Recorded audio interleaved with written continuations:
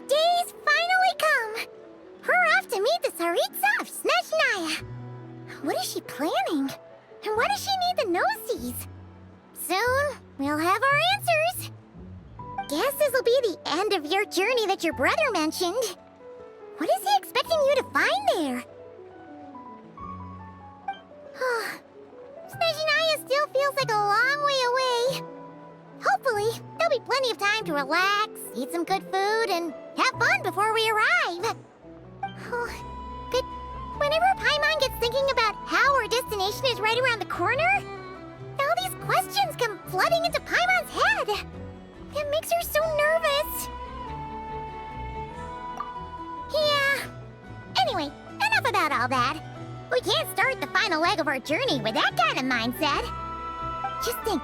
We've fought dragons and sea monsters, defeated creations of the gods, faced prophecies of doom and the threat of the abyss. Heck, we've even been to the moon! With all that experience under our belts, how could we be any more prepared? Sure thing! Now, stick close to Paimon, the best guide you could ever ask for, and let's charge straight for the finish line! Off we go! What about me? Do I get a call out? Whoa! Columbina?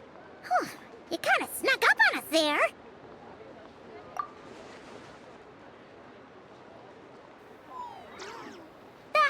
Don't look at Paimon! Paimon didn't sell you out this time. Oh, so it was you! Alright, guess there's no hiding it now. All your friends have gathered at the flagship to see you off.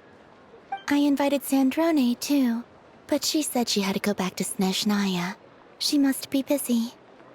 She had some nasty things to say about you before leaving. Would you like to hear them? She hasn't changed a bit. Alright, let's hear it. If they're heading to Snezhnaya, I'll bet it's to cause trouble for Her Majesty the Tsaritsa.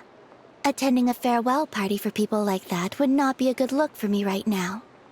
Also, please tell them not to count on getting help from a Fatui Harbinger in Snezhnaya. Our time working together was not terrible, precisely, but we're on different sides. So when you get there, don't do anything to make life difficult for both of us.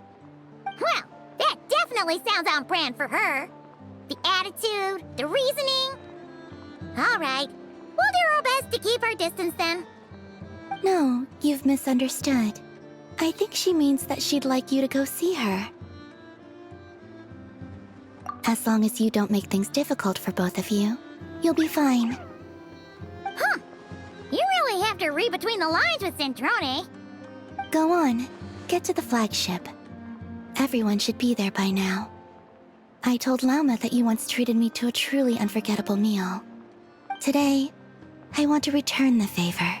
It's my gift to you. It's definitely nice to be treated, but hopefully by this point, you know that you don't owe us any favors.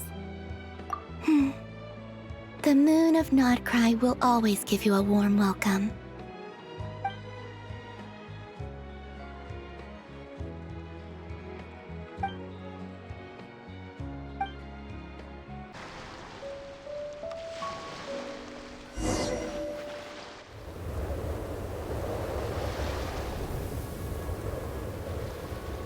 Wow! Pure white as far as the eye can see! It's so pretty! Come on, keep up!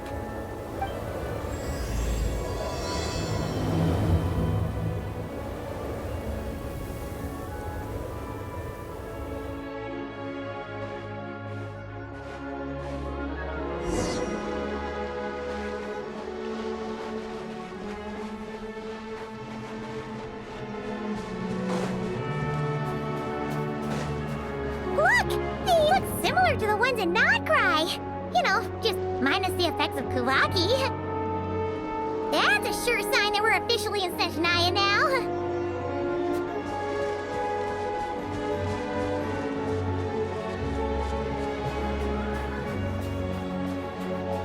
There's gotta be a treasure chest around here somewhere. No adventure is complete without a chest or two. Ah!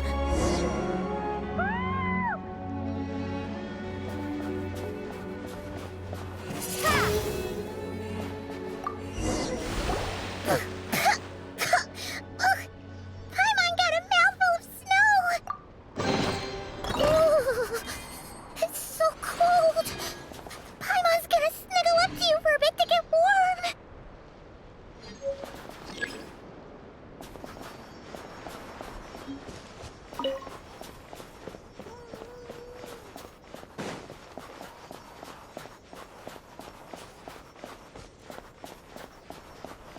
Hey, check it out!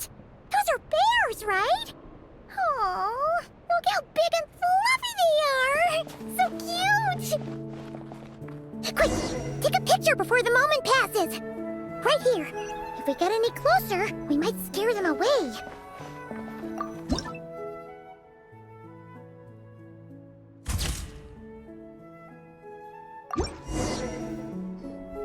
Let's see how your camera skills are these days. Oh, wait a sec. Paimon sees something. Come on, quick! It looks like a train carriage.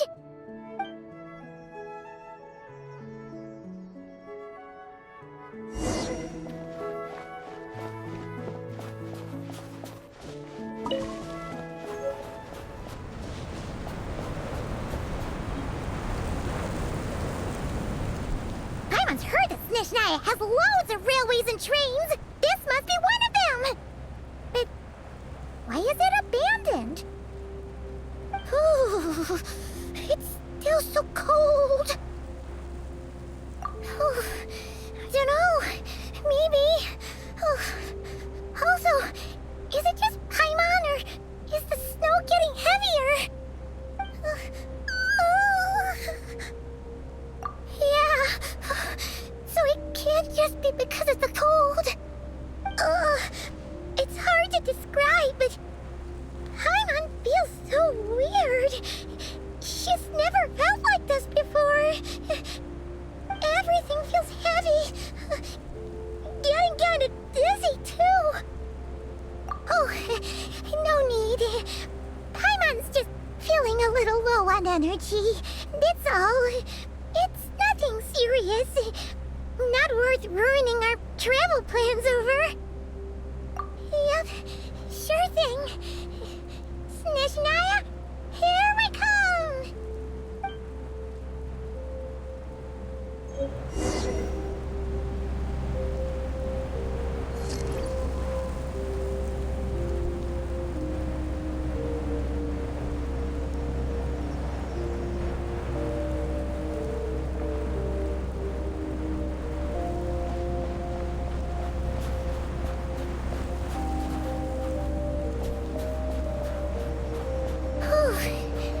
Seems like the snowstorm is getting worse by the minute.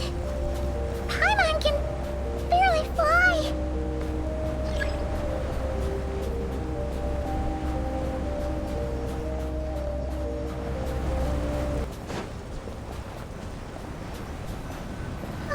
Oh, look! There's a cabin over there. Phew. Let's get out of this storm.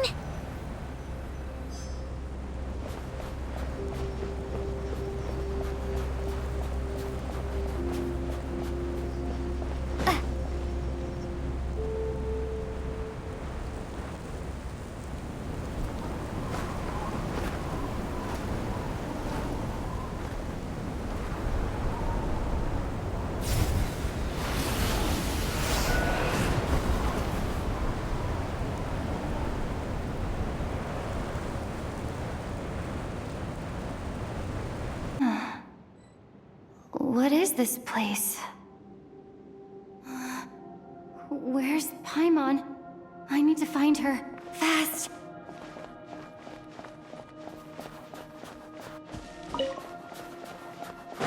Paimon? Paimon!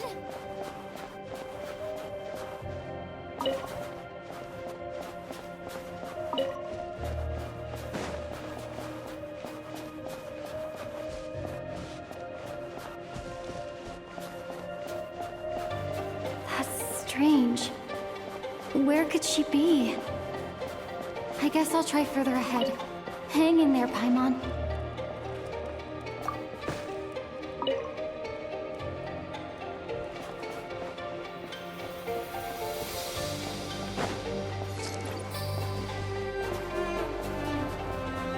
Is that a train carriage?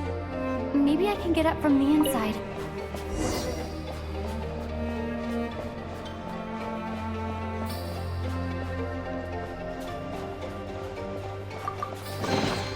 A reward on the road.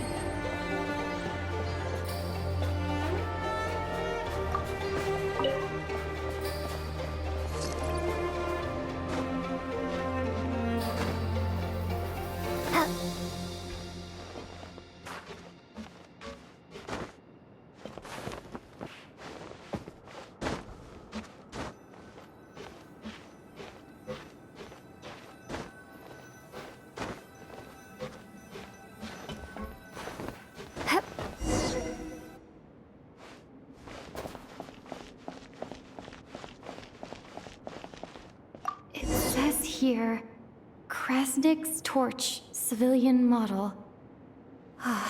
It's definitely getting a little warmer now it's turned on. I really hope Paimon's okay.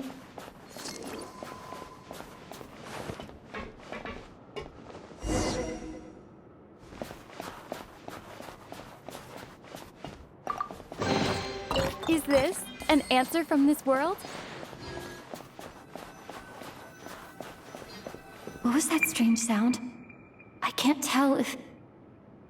Paimon? Paimon, is that you?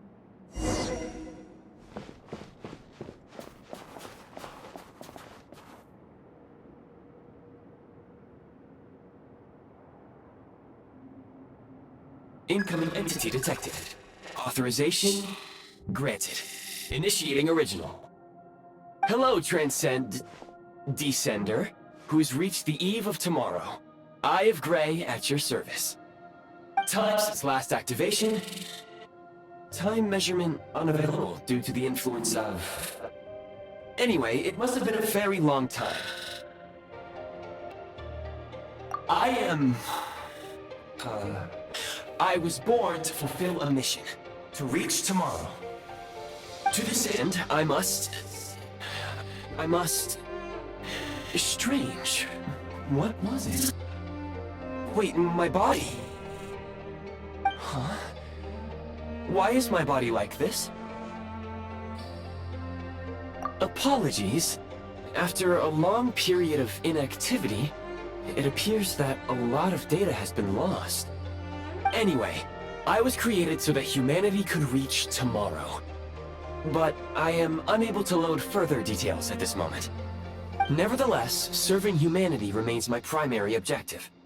I have detected a drop in your surface body temperature. You cannot remain active in this state for much longer. In accordance with my preset programming, upon reactivation, I must ask the one who awakened me the following question. Will you accept me, Transcender?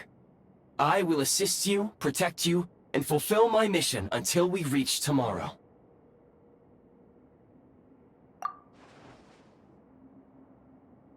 I understand your position. However, given your current physical condition, I must suggest that you reconsider. Before I was activated, you called out a name. Presumably that of your missing companion? If you agree to accept me, after helping you get out of here, I will search for said companion and pinpoint their location. To answer your question, yes.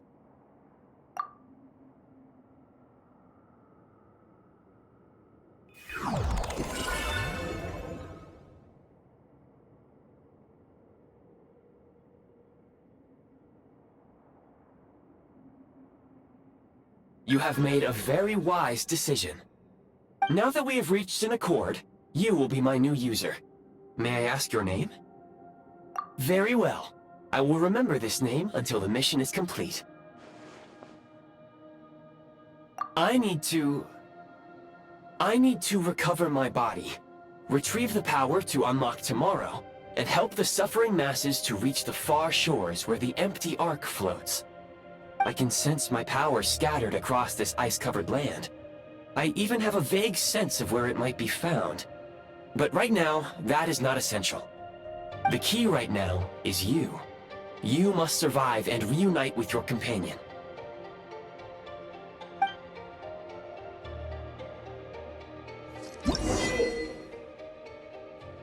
You may now execute the command, Demolish.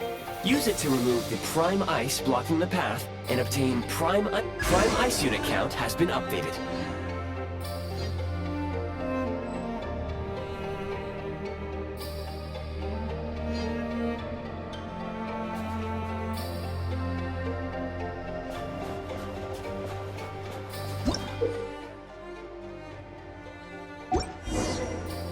You may now execute the command, Build. Use it to create a Prime Ice construct to prop up the door.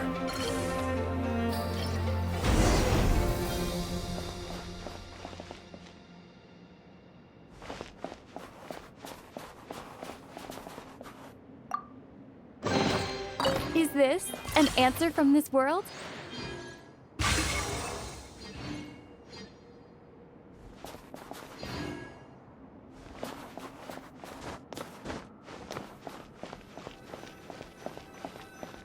Scanning local environment.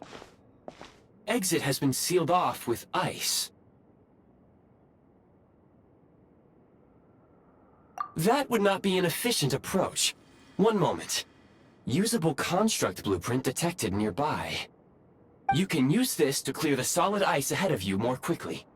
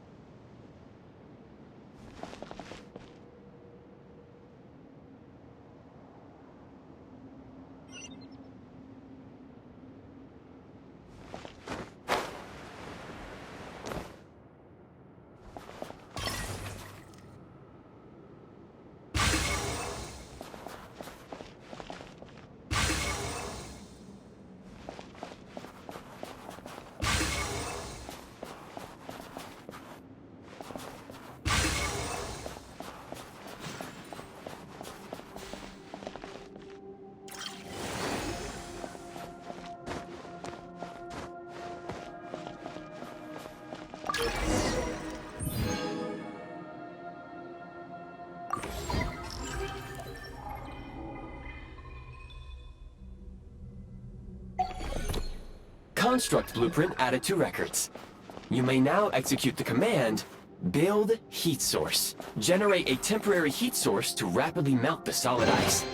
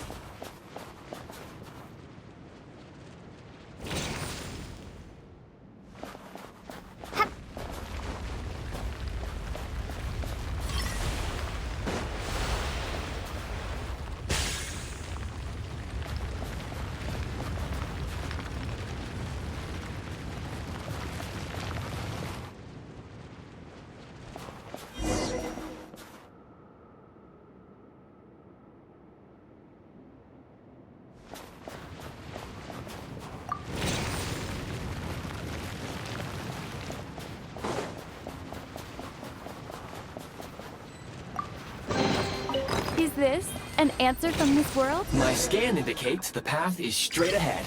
I recommend we proceed.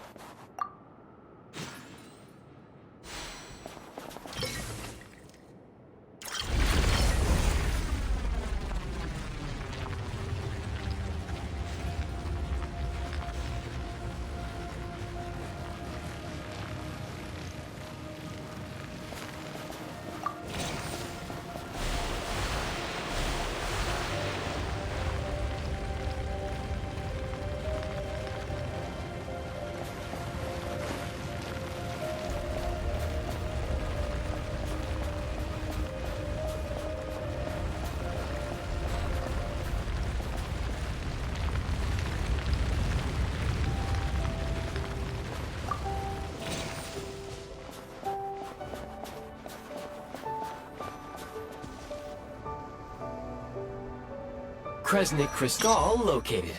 Please collect at your earliest convenience. The recent construct you built provides highly efficient heating by utilizing the unique properties of Kresnik Crystal. Unfortunately, prime ice constructs have a very short lifespan and cannot be stabilized during the development period. Hence, the authorization to use Kresnik Crystal was granted. That said, I have already forgotten what warmth feels like. Yes. Perhaps then, we can warm ourselves by the fireside together. But for now, all you need to remember is this. If you collect Kresnik Crystal, I can extract the energy within and use it to maintain your body's surface temperature.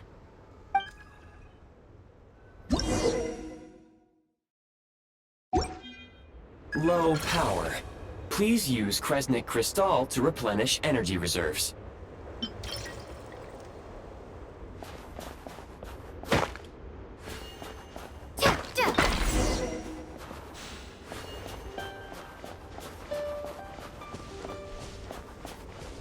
Signs of physiological activity detected in the distance.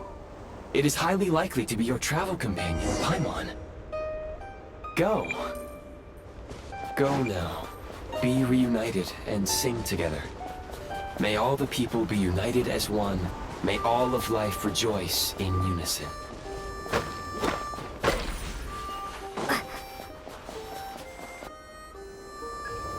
Approaching the target location. Scanning for signs of life. Life forms detected. 2. Affirmative. However, that is not the reason for my confusion. According to my database, this location is a train station, meaning the number of life forms is unusually low. Real-time environmental data suggests that the train station may no longer be in use. But whatever the situation, please, exercise caution.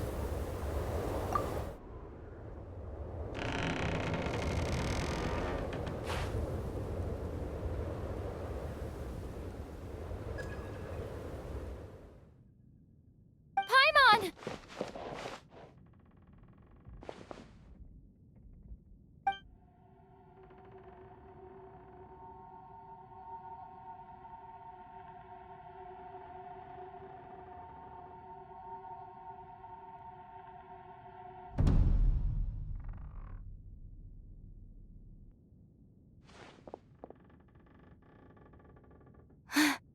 Who are you? Don't worry. She's only sleeping. You must be the Traveler. She called your name repeatedly while attempting to battle her way through the blizzard. Newcomers to Snezhnaya struggle to adapt to the sheer cold at the best of times. Lately, even the locals are suffering, with a powerful monster having summoned a bitter snowstorm. You two must be very important to one another. You should take more care not to get separated. Your eyes. Are you Conrian? There are indeed some Conrians left in this world who survived the cataclysm. But I doubt that is news to you. It would be unwise to interrogate my identity here. Focus your attention on your travel companion instead. We will meet again very soon.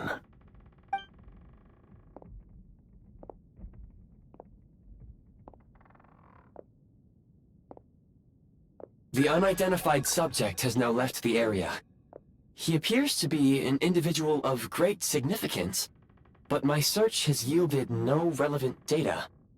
I will try searching the database again. Against the odds, your companion is safe and sound. The other person even left a blanket for her.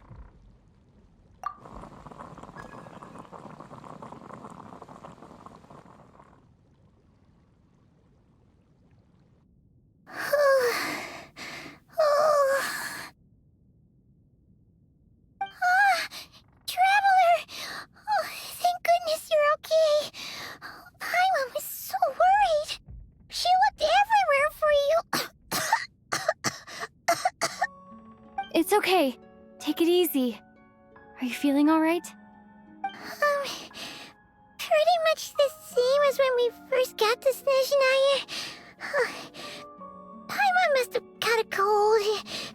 She was feeling so faint. She just couldn't keep going any longer. So she had to lie down and sleep it off. Wait, where did the jester go?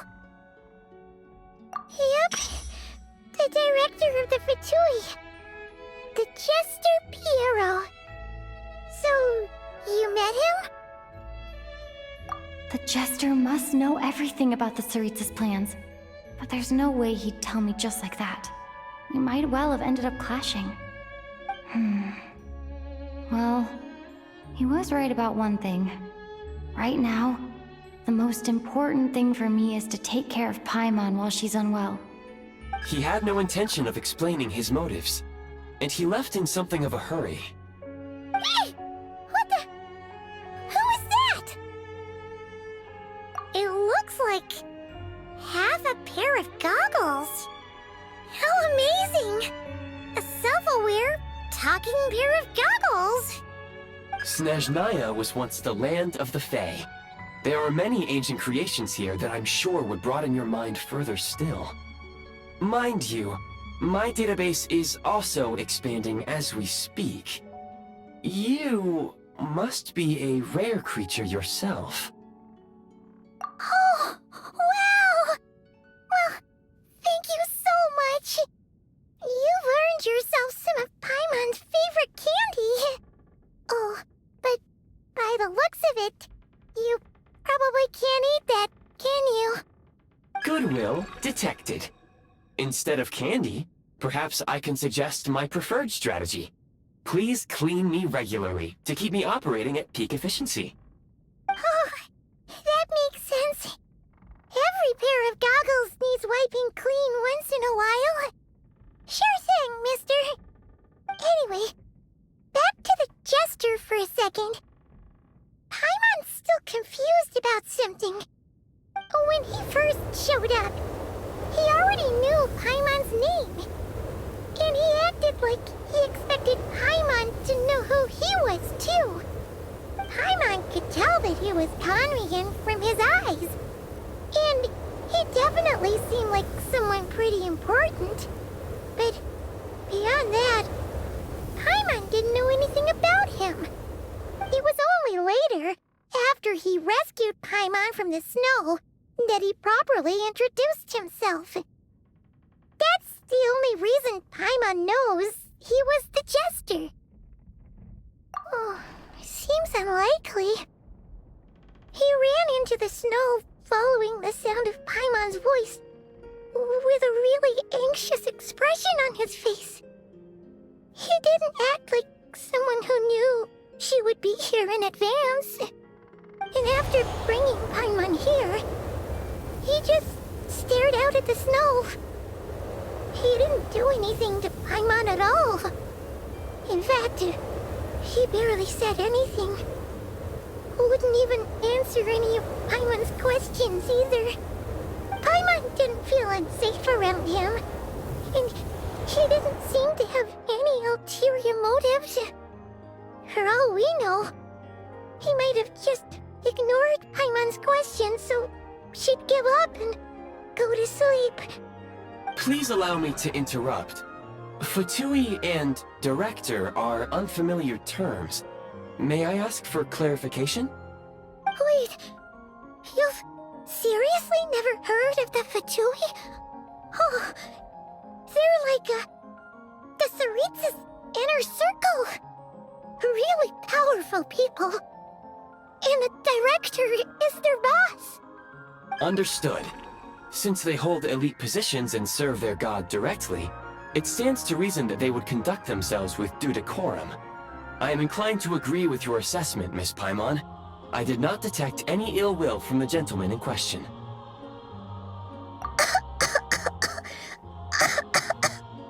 Sorry, I shouldn't have encouraged you to talk so much. Paimon, new plan. Let's get out of Snezhnaya for now. We can come back after the weather clears up and you're all better. The jester mentioned that this snowstorm being the work of a monster is worse than most. Even if we made it to Snezhnograd, we'd still have to wait out the storm before we could do any exploring. Oh, well, it's really nice of you to look out for Paimon, but she doesn't want to hold you back. We were really psyched up for this journey when we first set off. Just think of all the burning questions we have. If we turn back now, who knows how long it'll take before we finally get answers. Further information is required regarding the monster situation. But objectively speaking, there is another, more pressing issue at hand. At this point, we have traveled a significant distance into the blizzard. Were we to turn back now, the road would be extremely treacherous, especially since we would need to travel on foot. If, however, we continue onward, there may be a better solution. Do you remember what I said as we neared this location? I told you that this is a train station. While it has evidently fallen into disuse for unknown reasons, the tracks remain intact. We can break through the blizzard and forge ahead by driving a train. That is the Snezhnayan way. There is a small town up ahead, which would be the perfect place for Miss Paimon to rest and recover. Paimon thinks Goggles here makes a great point. Let's do that! Oh, come on. Don't worry. Think of all the traveling we've done so far. When has Paimon ever gotten sick before? Practically never. 'Cause she's in great shape. Sure, she's a little tired right now, but it's sure to clear up on its own. Affirmative. Should you ever need my assistance during your future adventures, please call for the Eye of Grey whenever you wish. Otherwise, I will remain silent to avoid causing any unnecessary distraction. Now, please follow me to the train tracks.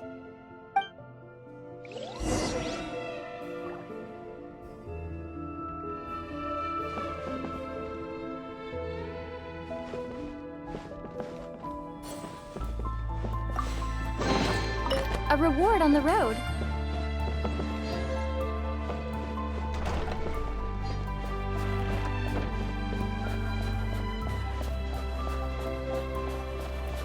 Please come.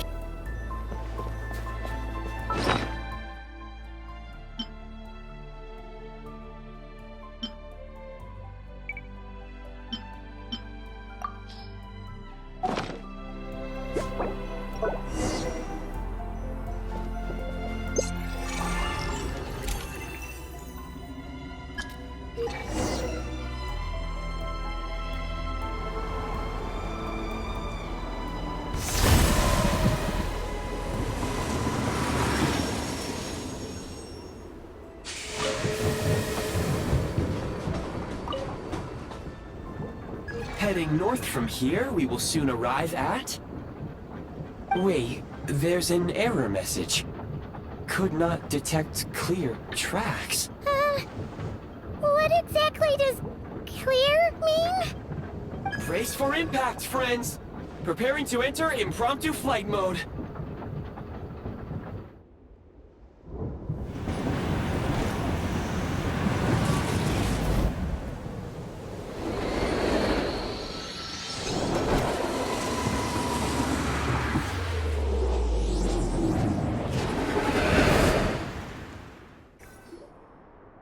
How strange.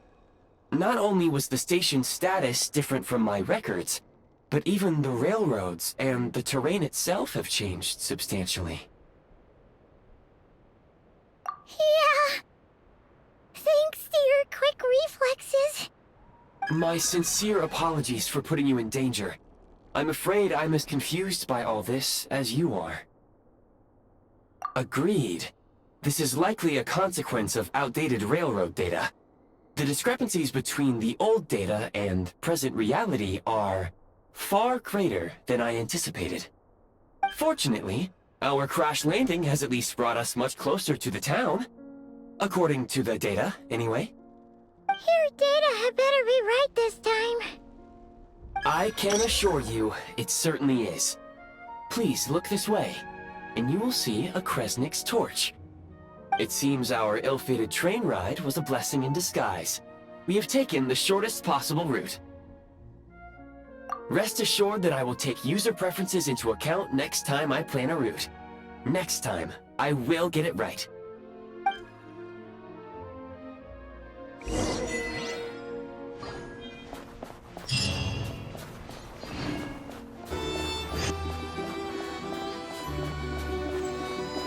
Excuse me? Is there an inn nearby?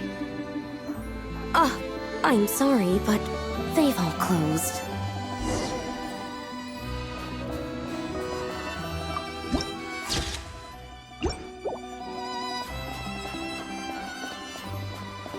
Oh, sorry to interrupt. We're looking for a place to stay. I can't even afford to warm my own house, let alone run a business.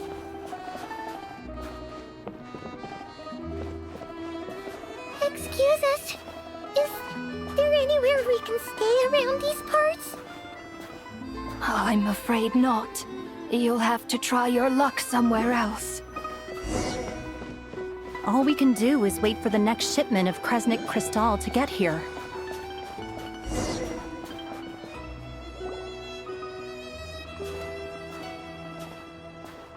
Hi there. Do you know if there are any inns still taking guests in this town? Doubt it. They're probably all closed. No one has enough Kresnik Crystal to heat their own homes, let alone a business. Oh, what a bummer. I clocked you a while back. You adventurers or something? We don't get many tourists in inland Snezhnaya these days. Why is that? Because of the snowstorm? In part. But the bigger reason's Project Snezhnaya. Since it's Her Majesty's will, we have to put up with it whether we like it or not. Oh, sorry. I assumed it was common knowledge by now. Basically, the Tsaritsa is planning something big. Something that requires an enormous amount of energy. Even if they used all the surplus Kresnik Crystal in Snezhnaya, it still wouldn't be enough to meet demand. So, the Vecha passed a resolution requiring all factories and households to reduce their energy consumption. The policy has thus been charmingly named Project Snezhnaya, meaning bitter cold. Bitter cold? So, like, it's gonna be a cold winter, folks? You're all gonna have to find a way to get through it? That kind of idea? Pretty much. When you're broke, you scrimp and save. When it's cold, you huddle together for warmth. There's always a way to stretch things out to make ends meet. Trouble is, if you stretch someone out like an elastic band for too long, who knows if they can ever bounce back. You know what? Come with me and see for yourself.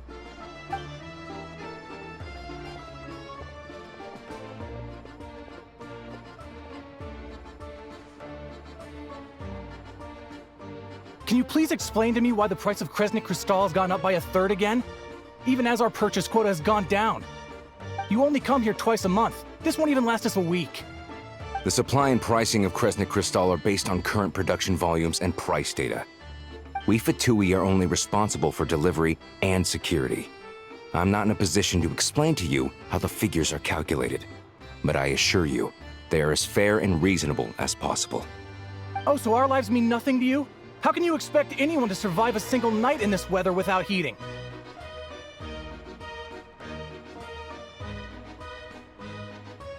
Since you insist on making me repeat myself every single visit, I will remind you again. There is no monopoly on the trade of Kresnik Crystal. You are free to purchase the shortfall from elsewhere on the market. What market? Nobody else is selling!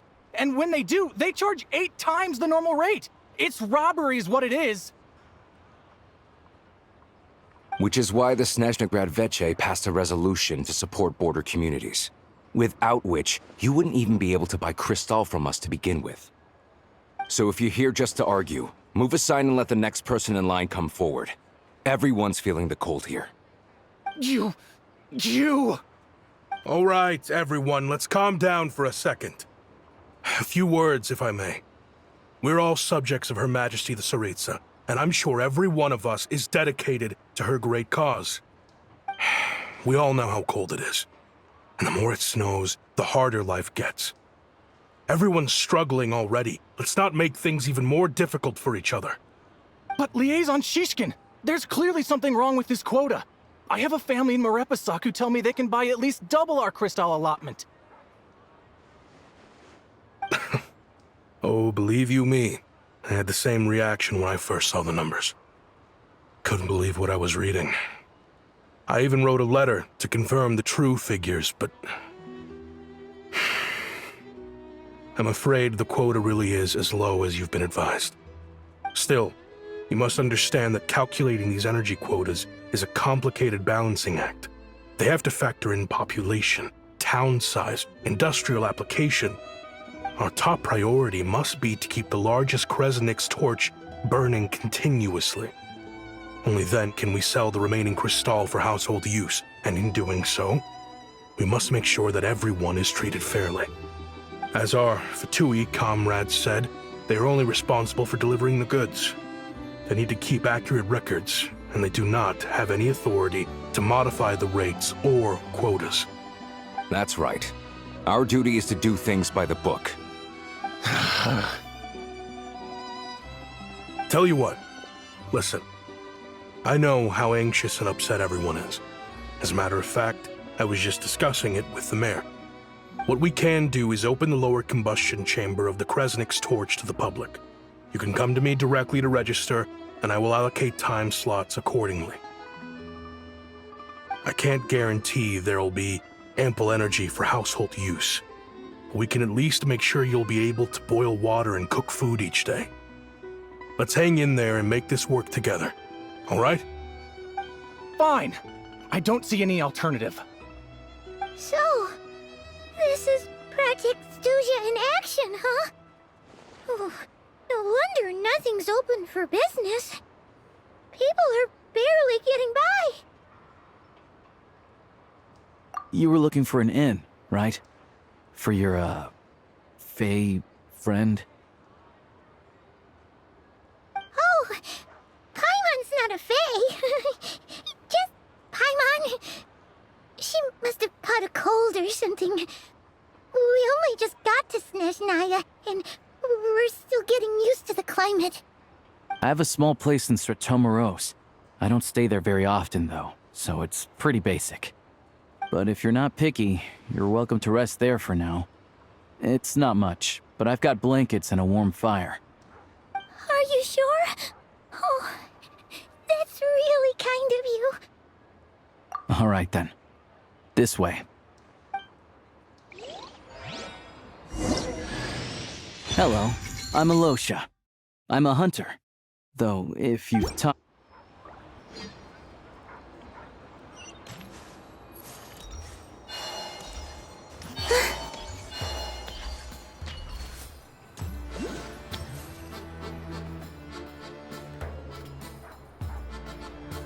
Oh, so cozy and warm. Paimon's getting nice and toasty. Oh, wait. Paimon only introduced herself so far, didn't she? This is Paimon's best friend, the Traveler. Good to meet you. I'm Alosha. Most travelers find the Snezhnayan climate to be a shock to the system at first.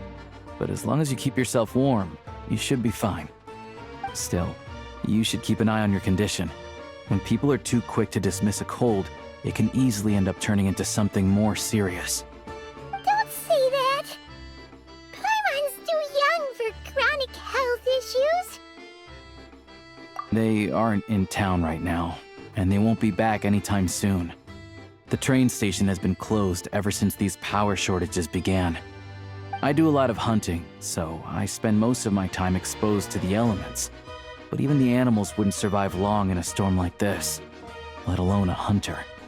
Nothing to do but sit tight in town until the weather improves. I get that you're in a hurry, but even if the station were open, that doesn't mean there'd be any trains. We could end up stuck here for a long time, I'm afraid. What? Your own train? Wait, hold on. That train? The one that suddenly fell out of the sky and crash-landed on the ice? Oh, we got lucky and found it in a cave. Oh, then our luck ran out and we had a little accident. Pretty crazy for a random find in the mountains. Well, as long as your train's good to roll, you might get to Snezhnaya after all. I've been doing some digging recently. Turns out, the real reason for the current energy crisis in Stratomeros is that some of the supply is being seized for a private stockpile. But to expose what's going on, I need to catch them in the act. So, I'm heading off to catch a rabbit. Huh? Wait, a rabbit stole the crystal? It's a figure of speech. Real rabbits couldn't pull this off. They'd prefer carrots to Kresnik Crystal anyway. Shishkin, Mr. Positive Attitude, let's all get along now, shall we? Him? Really? Paimon never would have guessed. Huh? You're coming with? Oh, okay then. Just give Paimon a second to get ready. Alright. Guess there's no point pushing myself. Paimon will stay here and hold the fort then. Be careful, you two. Oh yeah, there's one more introduction to do. Tagarin, get in here. Oh, a doggy.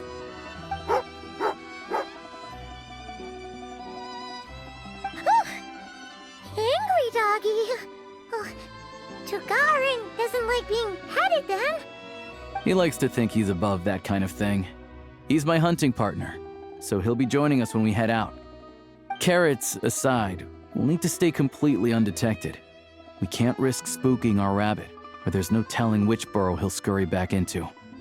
First, we need to find a way into the train station and see if we can find any real freight data. Shishkin's figures can't be trusted. Then, we get Tagarin to catch a scent and find out which way the crystal went. What are you eating? Oh, check it out. When you're all out of carrots, try turkey.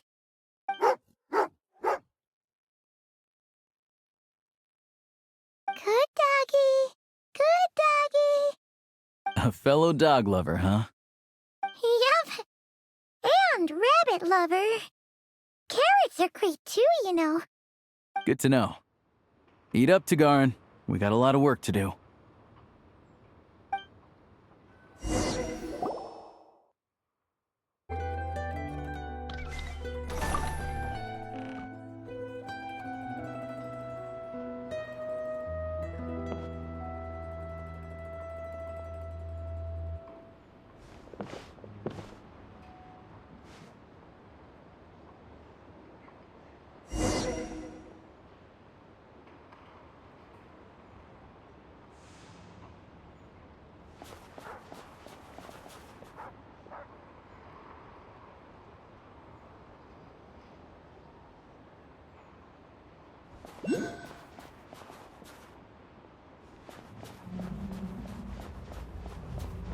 Wait.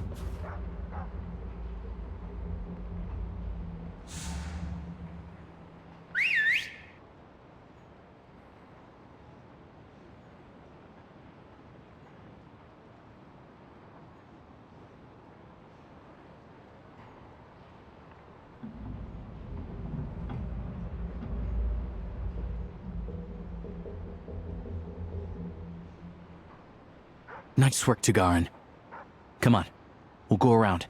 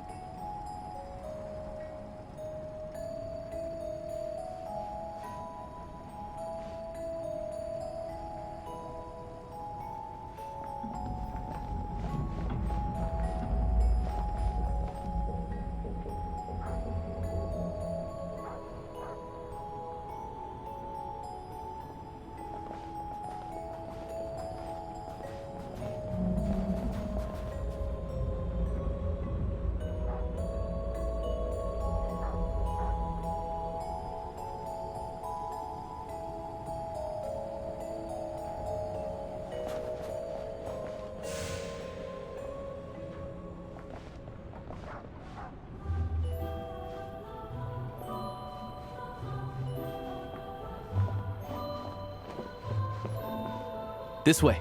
We'll enter from the upper floor.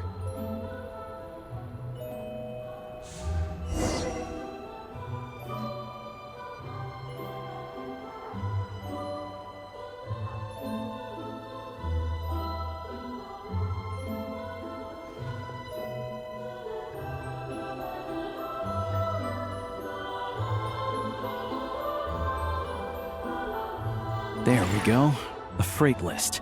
Straight from the Fatui, so Shishkin won't have had the chance to doctor the figures. Looks as new as the day it was printed. I guess no one bothers reading these unless they have ulterior motives. Yeah, this is all we need. Come on, let's get out of here, then go track down the Crystal. Tagarin's a keen hunter, and catching rabbits is his specialty.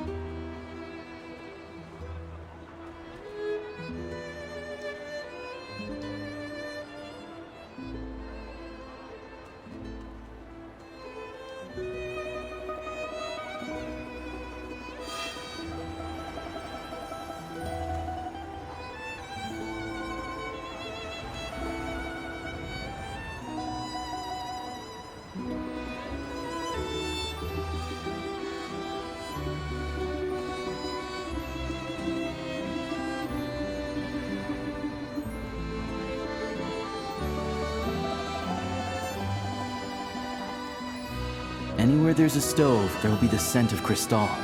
That's normal.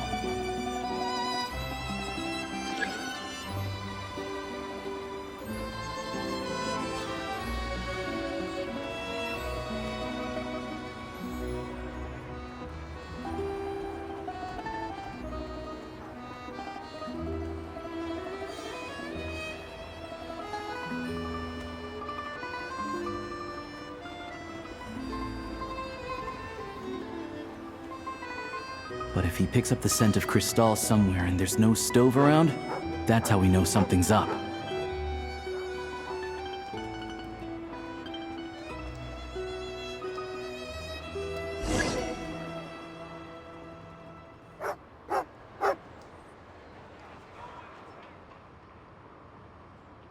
This must be the rabbit's warren. Good job, boy. Sure enough, there's a tunnel. You stay here and keep watch. I'm gonna take a look inside.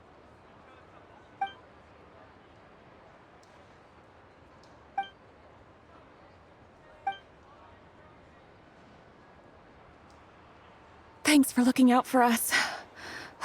Things are getting tougher by the day. No need to thank me. It's my pleasure. Sure as Her Majesty the Tsaritsa watching over us, every sacrifice will be worthwhile. Let's grit our teeth until the blizzard passes. These days of hardship will be over soon. Maybe for everyone else, Liaison Shishkin, but for you, the hard times have only just begun.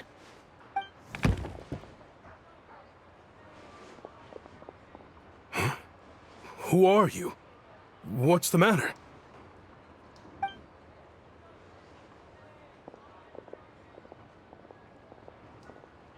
I just had a question for you. Why, when times are as tough as this, would someone hoard more Kresnik Crystal than they could ever use? All the crates here are from the most recent shipment, but they weren't brought here for sale. Instead, they were secretly stashed away.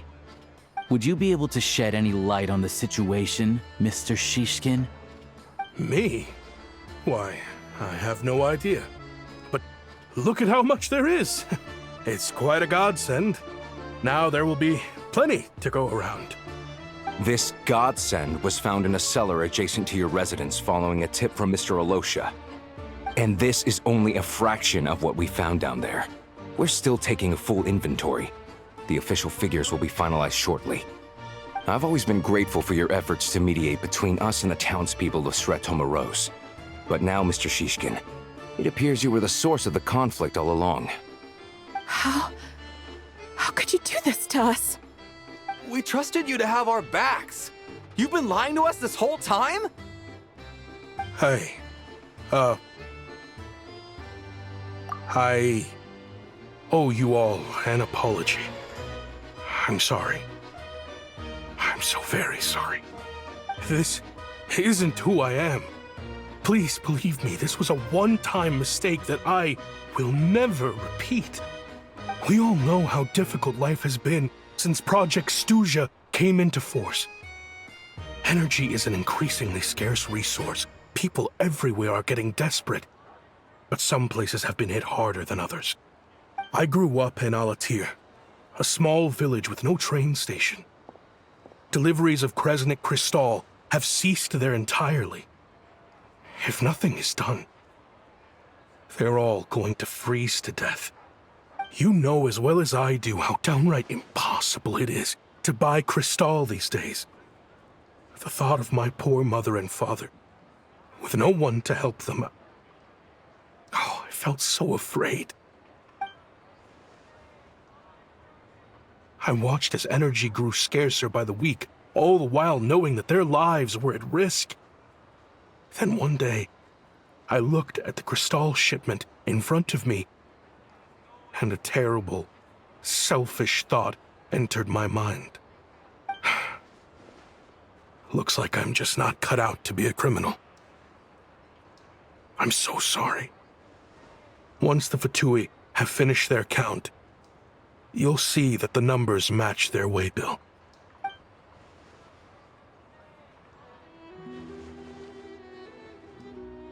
I have the official Snezhnayan quotas here. Anyone who has already purchased energy, please make your way over here to correct your transactions. I'll make a batch purchase of Crystal worth 3 months' salary for you all to use free of charge. As for Alatir, I'll think of something else. You don't have to go that far. Yeah, owning up to your mistake is enough for me. You've done plenty of good for the community in the past. I'm not looking for a handout. Drop the act. You claimed this was a one-time mistake, but the real reason there's only one shipment's worth of stolen crystal in your basement is that you have an accomplice. Reporting in, sir. We've conducted a full search of the mayor's house. As expected, we found many crates full of crystal, half of which were still in their original shipping containers. This wasn't your first time at all. You've been colluding with the mayor of Sretomaros for a long time now. The train station's currently out of service, but it does open for a short window every time there's an energy delivery. And every time a train pulls in, you're there on site to take inventory and oversee the workers unloading the cargo. The mayor handpicks said workers. Per his instructions, they transport the crystal by tunnel at night to the mayor's house, and he sells it out of town. But since he can't get the goods out of town by train, he had to arrange an alternative method of transportation. This meant slower sales, which gave me plenty of opportunity to catch him in the act. Wait, the mayor's involved in this too? Preposterous. What proof do you have of any of this? Basic math.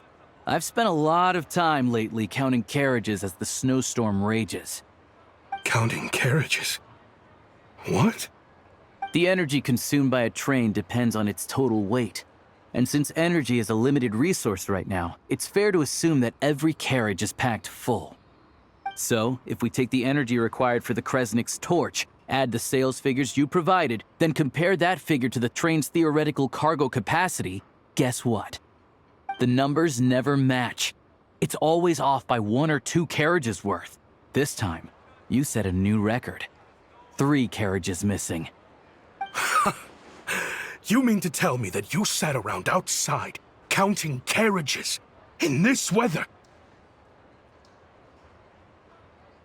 I'm a hunter.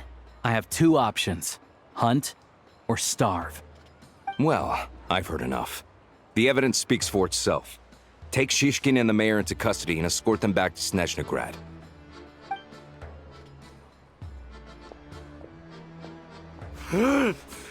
You cocky little brat! Ruining my business! Just you wait.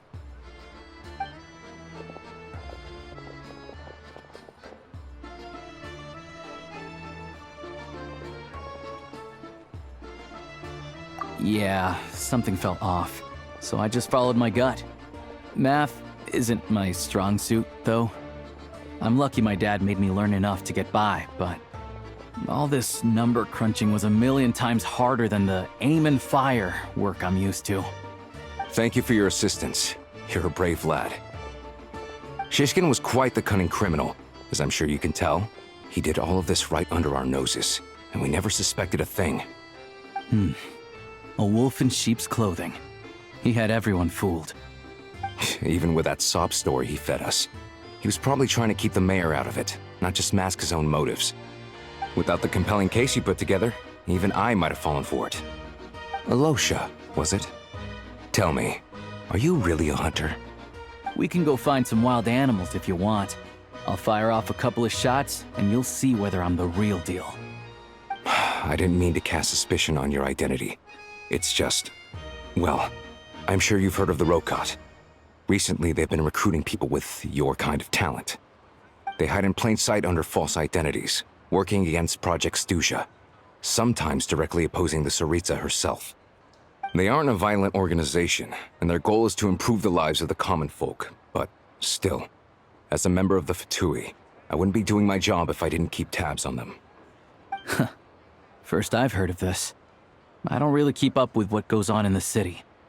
All I know is, people who don't mind their own business in the city end up paranoid about everything.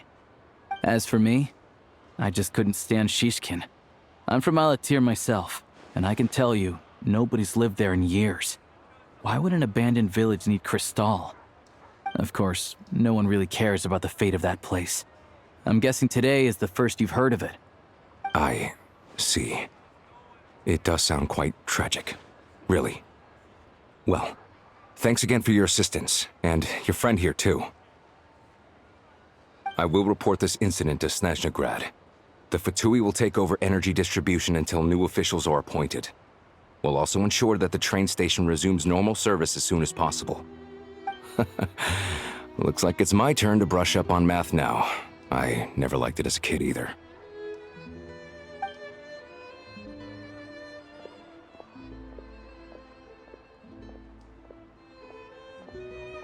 Don't mention it. Isn't the soldier overseeing the delivery supposed to verify the quantity of the goods? Was he just careless? Or was he being paid off too? Who knows? Excuse me. I'll take a share of Kresnik Crystal too. Thanks. I need to take a detour before we head back. There's someone I have to deliver this crystal to.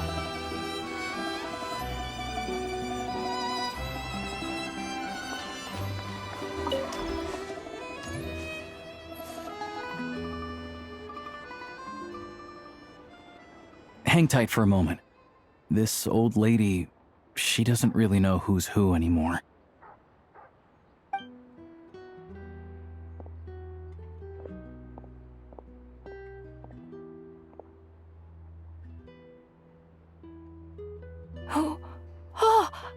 grandson. It's so cold today. You must be freezing. Ma'am, it's me, Alosha. Alosha? Alosha who? You know me. I came by earlier today. Cleaned the ashes out of your stove, gave you some warmer bedding, and washed your back.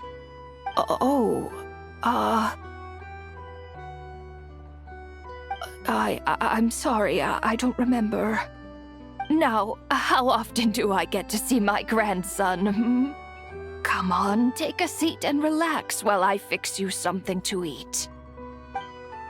It's okay. You just rest. I'm fine. Oh, you. It's nice to come and visit your old granny once in a while, isn't it? Sretomaros, a good town. All sorts of things to do and people to meet. And the local officials are good to us. Sit down, come on, take a seat. I still have some fruit left. Let me get it for you. Please, don't get up on my account. You need to rest. Where's the fruit? Right under the basket by the door. Or maybe it was on the bedside cabinet.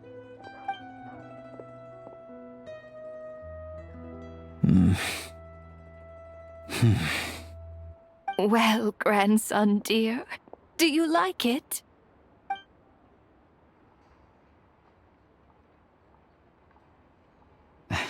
Very much, ma'am. It's delicious. Good, good. Wonderful. You don't need to save any more for me next time, all right? Fresh fruit is hard to come by at the moment. You should eat it as soon as you get it. Oh, I don't need it. I'm fine. But if you like it, come back for some more soon.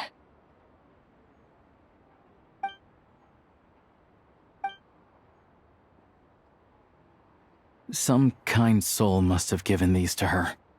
But she always saves the nicer things for special occasions. I met her at the market back before her health began declining. She was a lovely old lady. We're from the same hometown. Not many people have heard of Alatir. And if they have, it's usually for all the wrong reasons. There's a gang of highwaymen that came from there.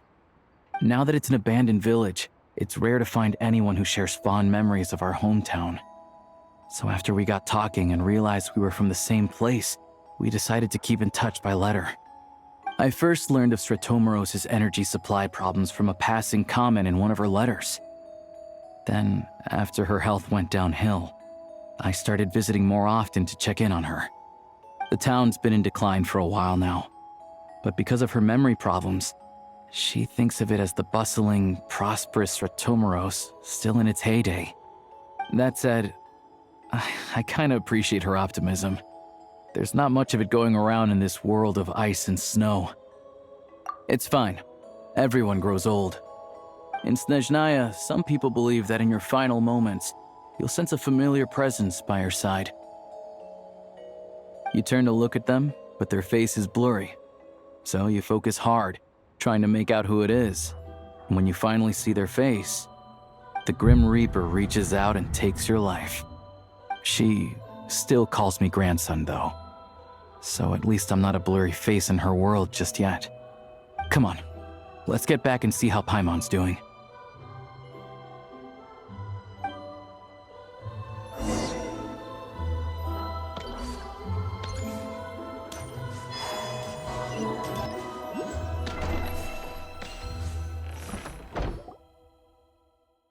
Paimon, we're back. Are you feeling any better? Yep. Paimon's not cold anymore, but she's still a little dizzy. Flying probably isn't a good idea right now. Paimon might lose her balance. But Paimon's sure she'll be fine.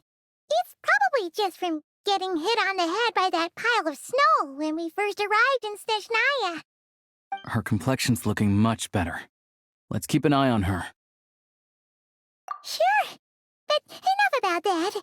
How did everything go on your end? Are you all set? Did you have any trouble? I'll explain. It's a bit of a long story.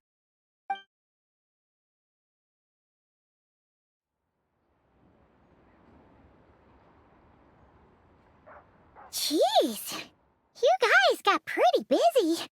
Sounds like the liaison officer and the mayor were running quite an operation. Good riddance to both of them. It's a good thing you managed to catch them.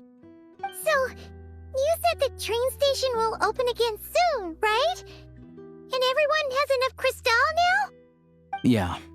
Well, enough to survive at least. Project Stuzha isn't going away anytime soon. People will still have to scrimp and save to make ends meet. Don't know. The goal of Project Stuzha is to gather energy for the Tsaritsa, but no one knows where that energy's going.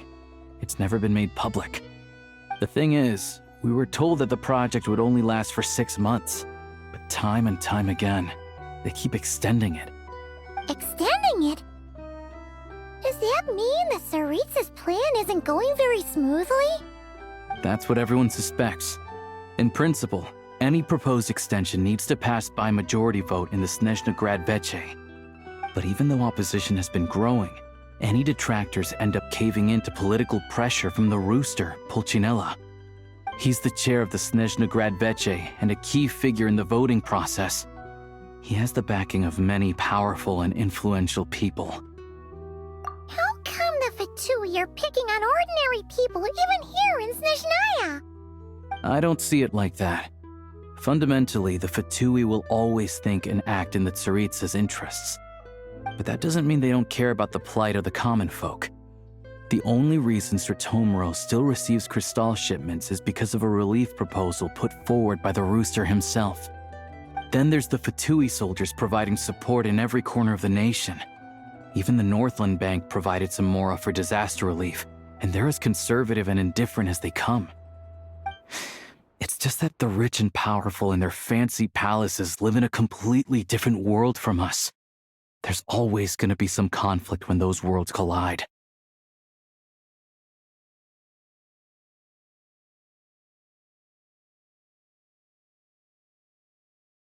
Yeah, well, even though we all believe in Her Majesty the Tsaritsa, there are still many differences of opinion on how best to tackle the big issues of the day. Regular folk don't have an easy way of getting their voices heard in Snezhnaya, while the rich and powerful are either unwilling or afraid to speak out for all sorts of complicated reasons. The Rokad provides the disaffected with false identities and an outlet to vent their frustrations. Of course, an organization like that exists in a gray area. The moment the Veche think they've crossed a line, there's sure to be a crackdown. But so far, they've been doing their best to help the common folk. Like us, don't you mean? You didn't hesitate to join in. You're not new to this, I can tell. That's because we're adventurers. It's our job to help people out with commissions and get to the bottom of things. Sounds like we're going to get along. So, what's your business in Snezhnaya? Aside from taking your friend to see a doctor, of course. I want to meet the Tsaritsa. It's complicated. I've had run-ins with many of the Harbingers along the way, and I really need to know what the Tsaritsa is up to. Her ultimate goal, what the Gnosis mean in all of this. Since I've made it this far in my journey, I have to find the truth, whatever it takes. Wait, so... no way. Are you who I think you are? Sounds like you've heard of us then. We're getting more famous by the day. I didn't realize I was in the company of giants. Honestly, we're all as curious as you are about what the Tsaritsa's planning, and why it has to involve us freezing to death in the snow.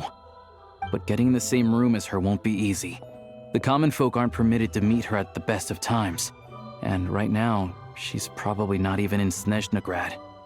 Word is, she's heading east on a campaign to slay a monster. Yeah, so you've heard of it. A wild, unpredictable monster with the power to summon snowstorms. It also absorbs everything around it into its body, so it's growing constantly. Now, it's so big that the Tsaritsa has deemed it the #1 threat.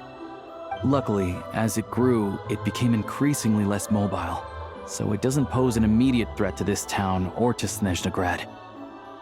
I'm sure that Tsaritsa and her personal guard, the Druzhna, won't have any trouble defeating the creature between them. It's just a question of how long it'll take.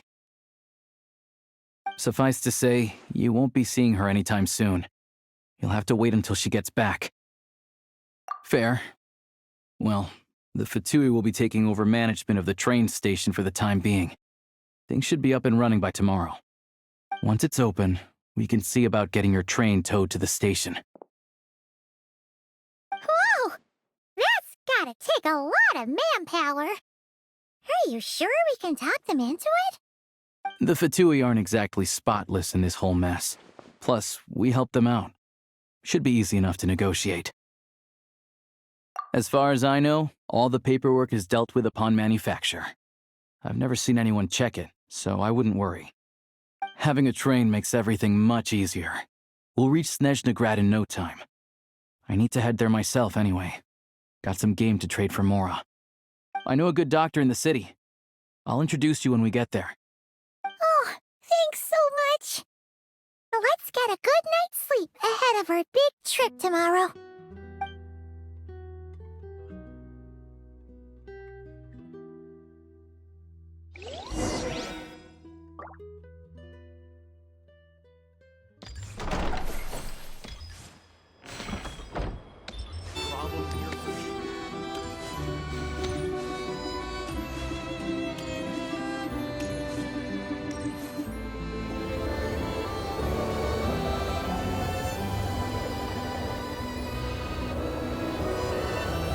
Drive carefully, all right? You don't want to end up in this situation again. Also, I don't think I've seen a train like this before. Is it a new model or something? Not a fan of small talk, are you? Anyway, take this. It's an up-to-date map of the Snezhnayan rail network. All the track switching is automated, so as long as the train's moving, you don't need to worry about collisions or anything. We'll leave you to examine the train's conditions yourselves. Fingers crossed nothing's broken. I doubt Sratomaros has any engineers with experience working on this model. Shouldn't be a problem. Thanks for everything. All right then.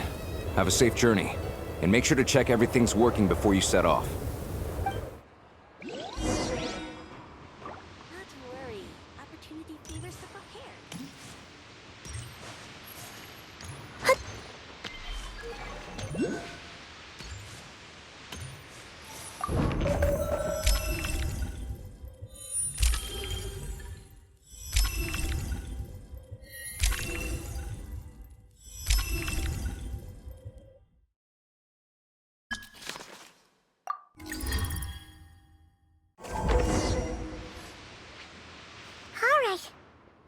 Our destination settings have been applied.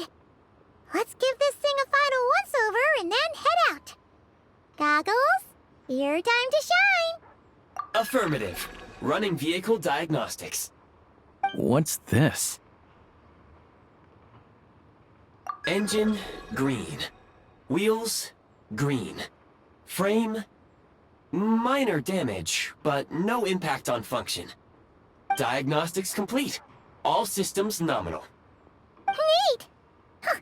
Paimon still can't get over the fact that you just found this tech lying around in a random cave.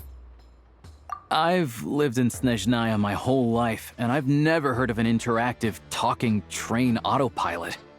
Strictly speaking, I wasn't designed purely to drive trains, though I doubt you have any interest in navigating the practically unreadable operator's manual yourself. All configurations are complete.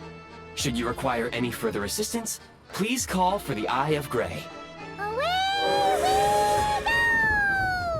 go! Oh, nope. Paimon's gonna find a warmer seat.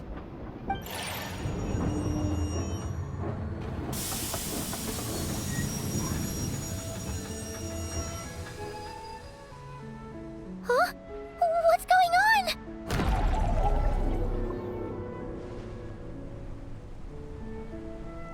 Oh no.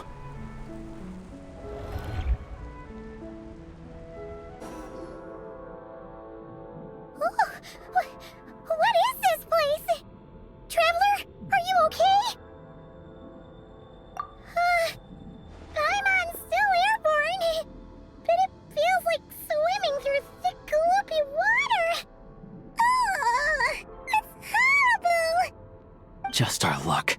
Of all the things that could have gone wrong. Halosha, you're Snezhnayan, right? Any idea what the heck this place is? It's called the Shadow Realm. A place where no wind blows, no light shines, and no elemental energy flows. Even time itself doesn't exist here. It's a world where everything seems to come to a standstill. I've only seen it a few times before, and this is my first time inside. It's a dangerous place. Most people who get sucked into the Shadow Realm are never seen again. And the few who do make it back, they're never quite the same. Huh? Then, what the heck do we do now? Oh, maybe Goggles knows something. Goggles? Great! Now we're done for! Hold it together. Let's not get ahead of ourselves. I heard a story once about the world of shadows. If it's true, there's a way to escape. We just need to find the exit. Come on, let's explore.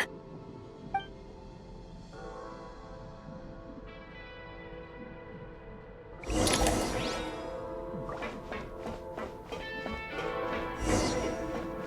at these Fatui! It's like they've lost their minds! Their shadows have been devoured. They're no longer amongst the living.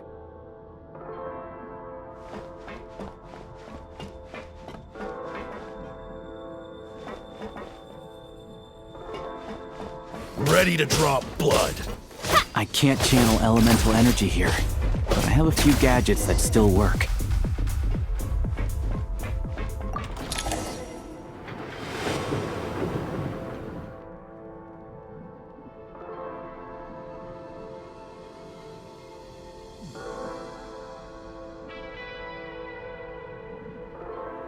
Wait!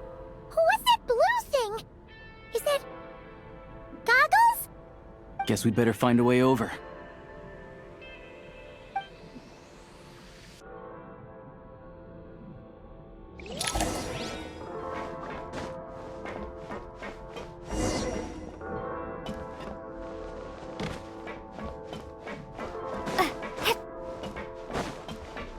Let's hammer this out.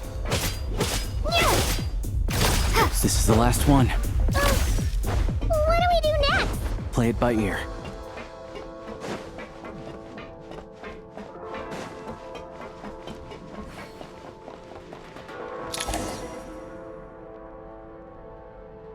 Goggles!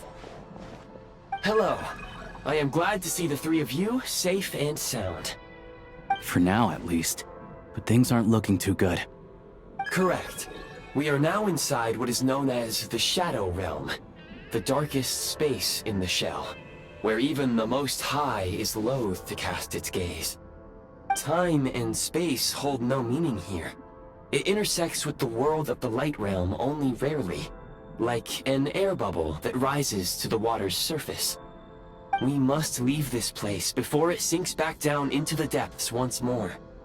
Sounds like you have a plan. Yes. In fact, the very purpose of my creation was likely to... from the Shadow Realm. It appears that key data is currently inaccessible, but now is not the time to resolve that problem. I have marked the exit to the Shadow Realm for your convenience. In addition, I have prepared some equipment to aid you as you traverse the Shadow Realm, Traveler. It may well be one of my core functions. Scan complete. Construction in progress. Activation code? We once peered into the past from the ruins of the shadows. This is what remains of the Golden City, Hyperborea.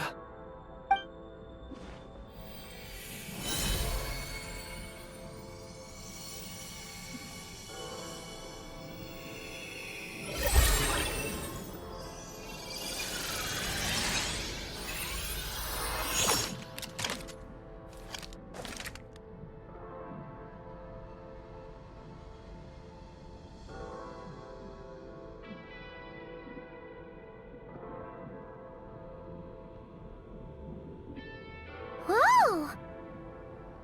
Now go. Arm yourselves with weapons of the spirit. Bring down the walls of the stronghold, and extinguish the flaming arrows of the wicked. Is this a gun? In the Shadow Realm, where humans cannot channel the elements, there once was one who, after much research and many attempts, found this to be the most effective means of attack. Let's go. We don't have much time.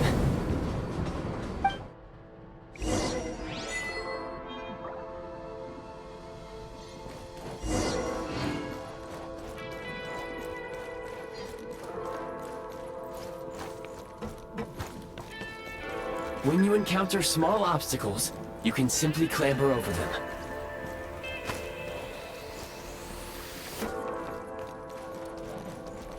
You can slide to navigate through low, narrow tunnels. Obstruction ahead. You may be able to use the explosives nearby. Shoot the explosives to detonate them and clear the path. Since elemental energy is unavailable in the Shadow Realm, ammunition is an important resource. You can replenish your ammunition at various supply points. For long-range targets, try using the scope to line up your shot.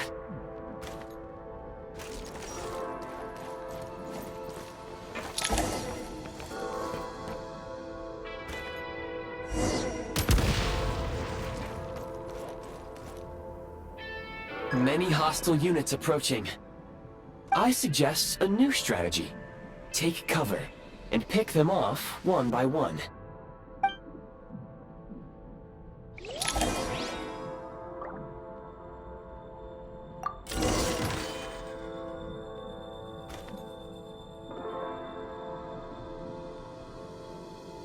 Defenses have been breached! Taking cover!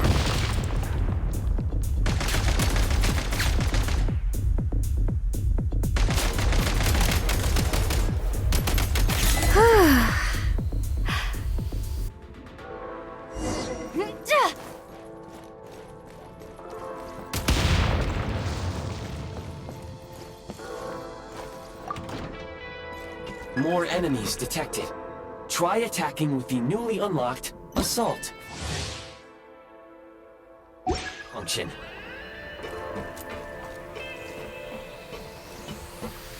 Charge!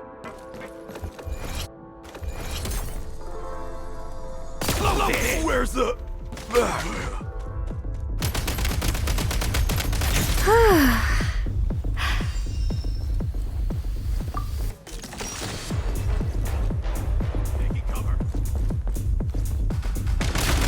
Reload!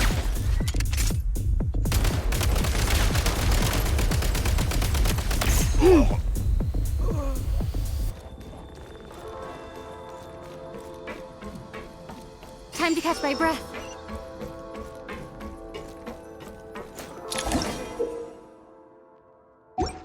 Aim at the freeze mark and pull the trigger to move using the rope.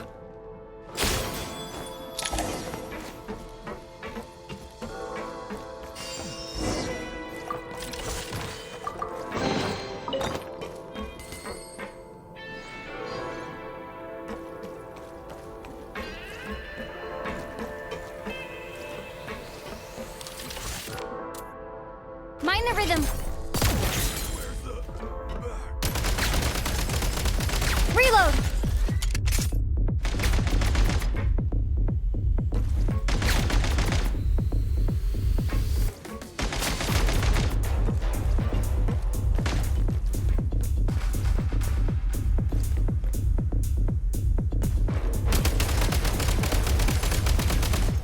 Mind the rhythm.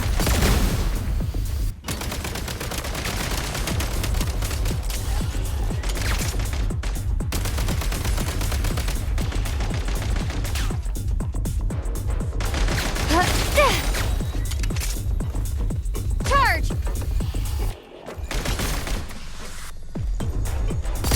It's over.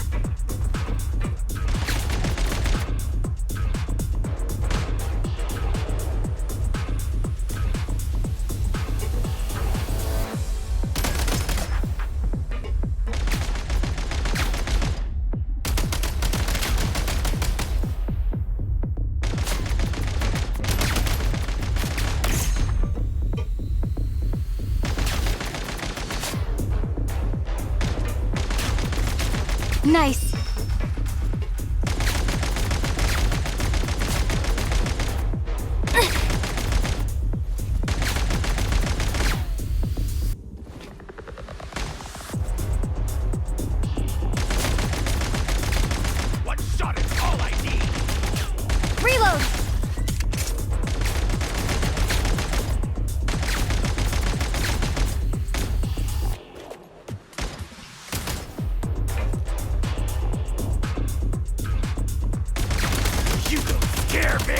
Where's the...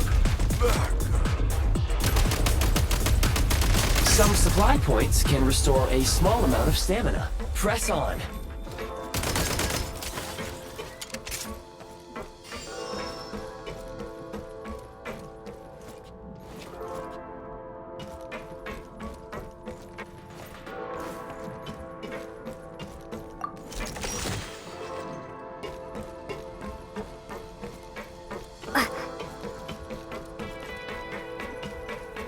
You should be able to use the prime ice construct left here to cover long distances.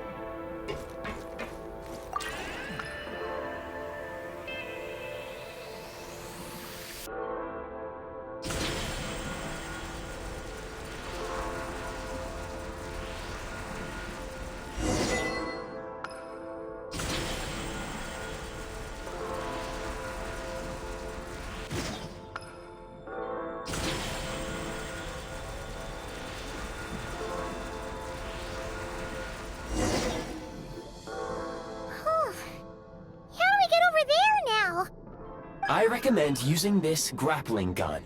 Such devices were originally used to secure structures in the Shadow Realm. If you detach the connected hook, the grappling gun will automatically fire a rope to another nearby hook. Okay. So, we just removed this hook, right?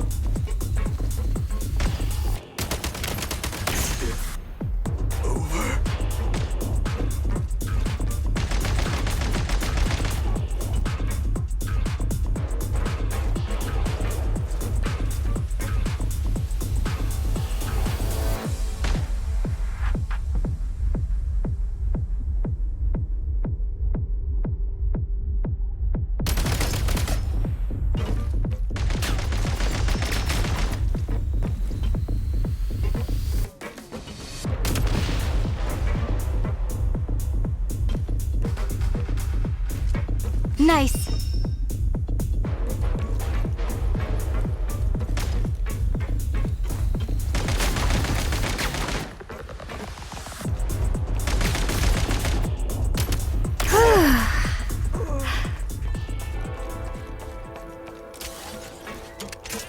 Sprint at the prime ice launcher to reach high places with ease.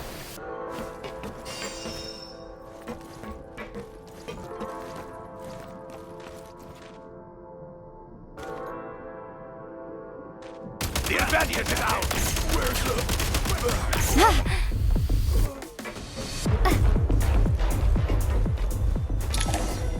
Usable munitions detected. Frag crystal.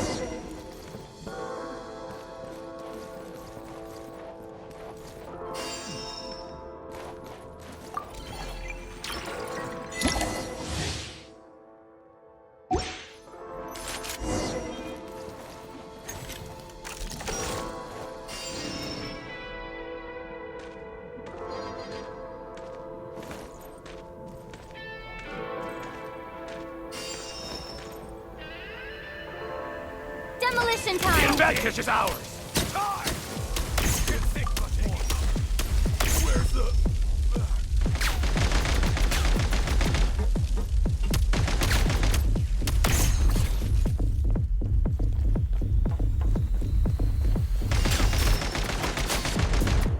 Fall back! Where's the... back?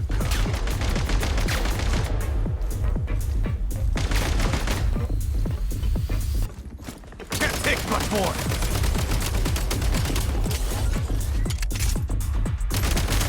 It's... over. The defenses has been breached! I'm with it! Over.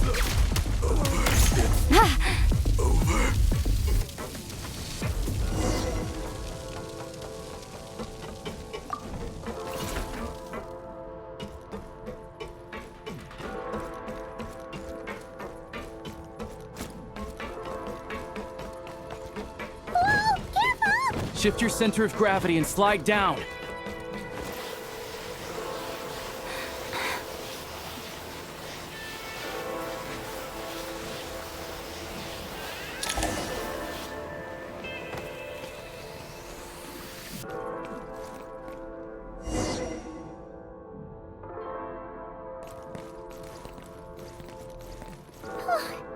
How much longer is this gonna take? The exit is right ahead.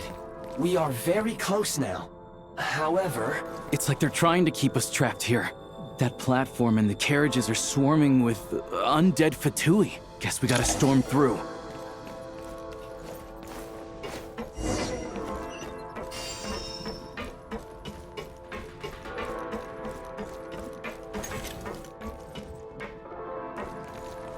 Try this!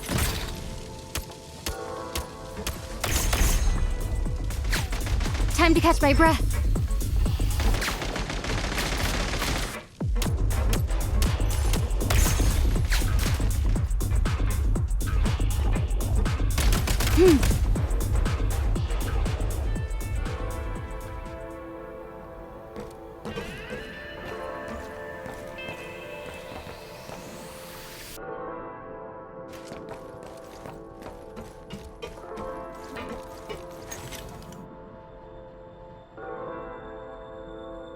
Demolition time!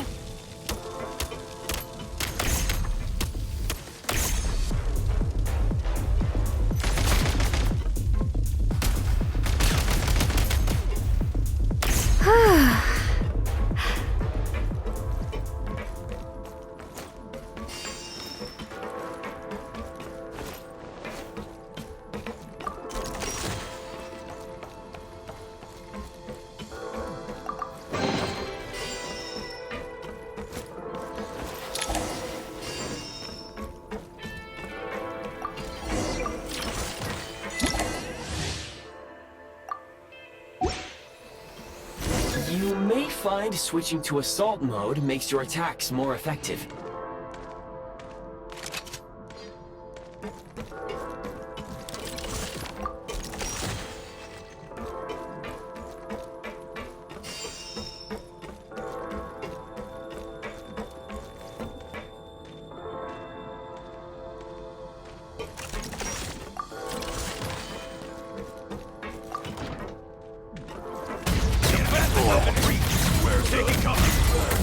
Nice.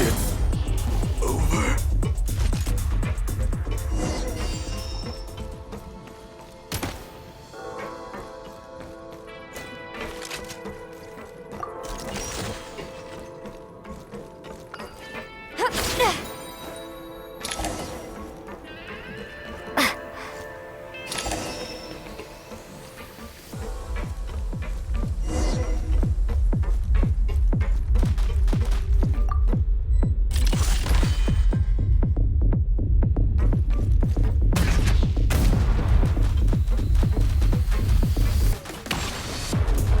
Recharge.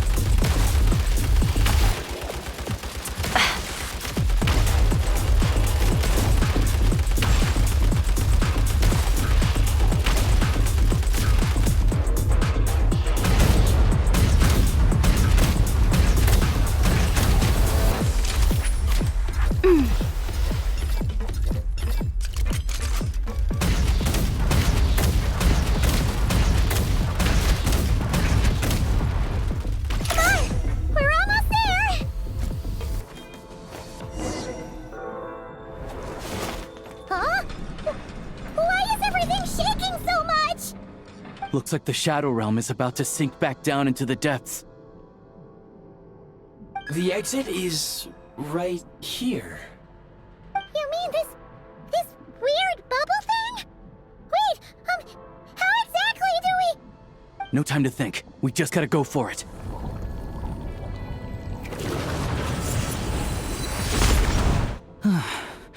Looks like I was right.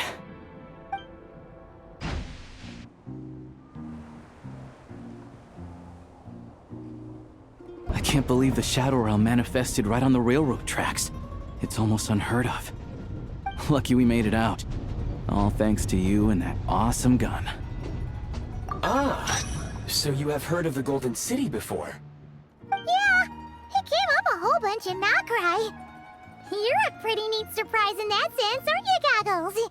We had no idea they left cool gadgets like you behind.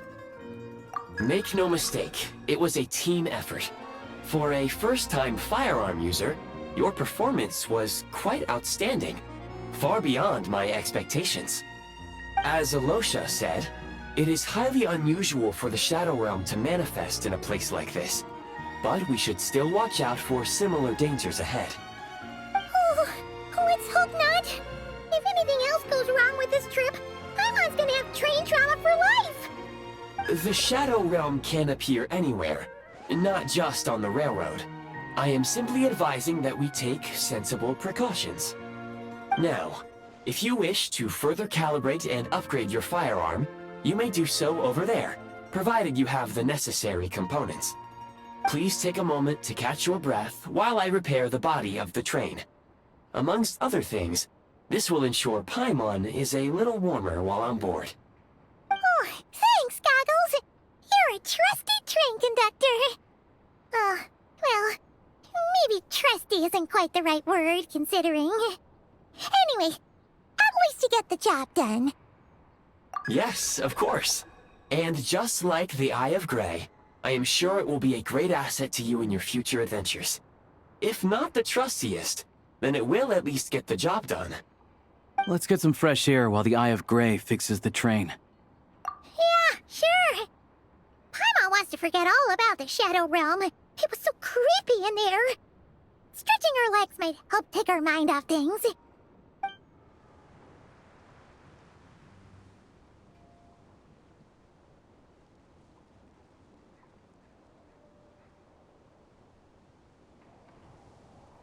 It's so quiet here for a train station. Not a person in sight. Just abandoned houses.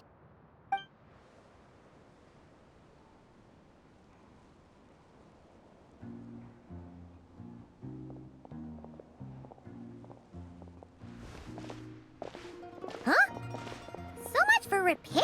You've swapped our train out for a whole new model! My plan was to restore the train to its original appearance per my records as quickly as possible.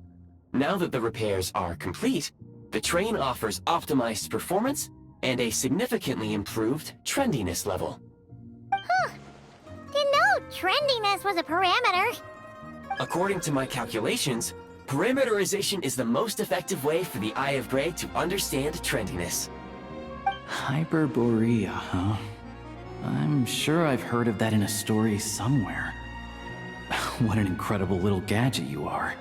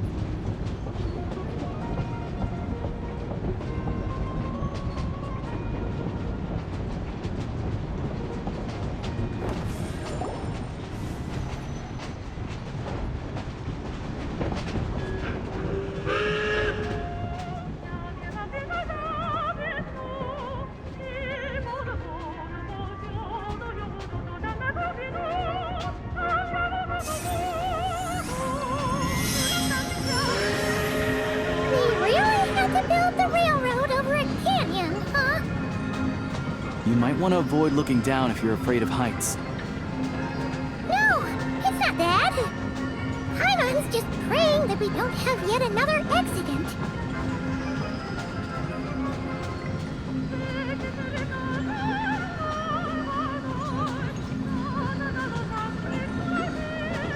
That mountain is breathtaking. Reminds Paimon of Dragonspine. They say this mountain's the domain of a Snegovic lord. A lot of the Snegovic retreated there to live in seclusion, so it's a pretty mysterious place. You hear all kinds of stories. Even the residents of the nearby town of Svietlo-Lidovka steer clear of the summit, and they make a living off of harvesting prime ice.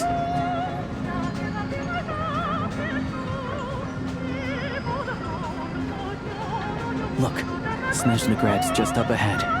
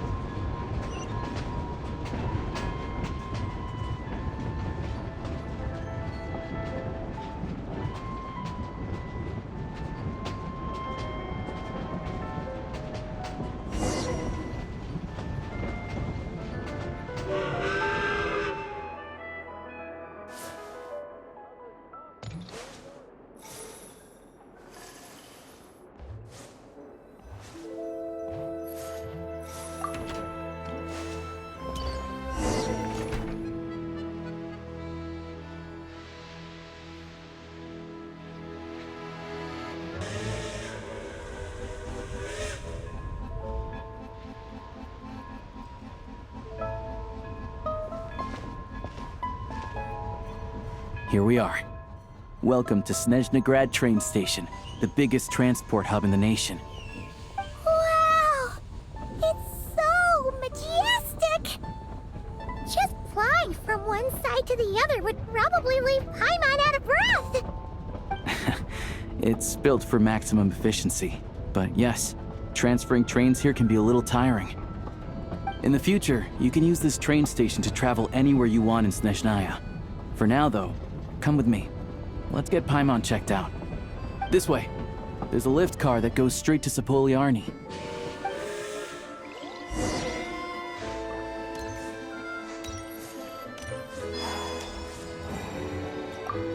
The latest, most exclusive news. Copy! Look! They have really funny-looking hats! And those ones are about the same height as Paimon.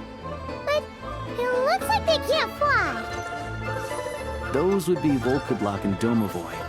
You'll also see the Winged Vila and the Snowborn Snegovic amongst others. No wonder. We'd heard that Snezhnaya used to be the realm of the Fae. Paimon can really see it now.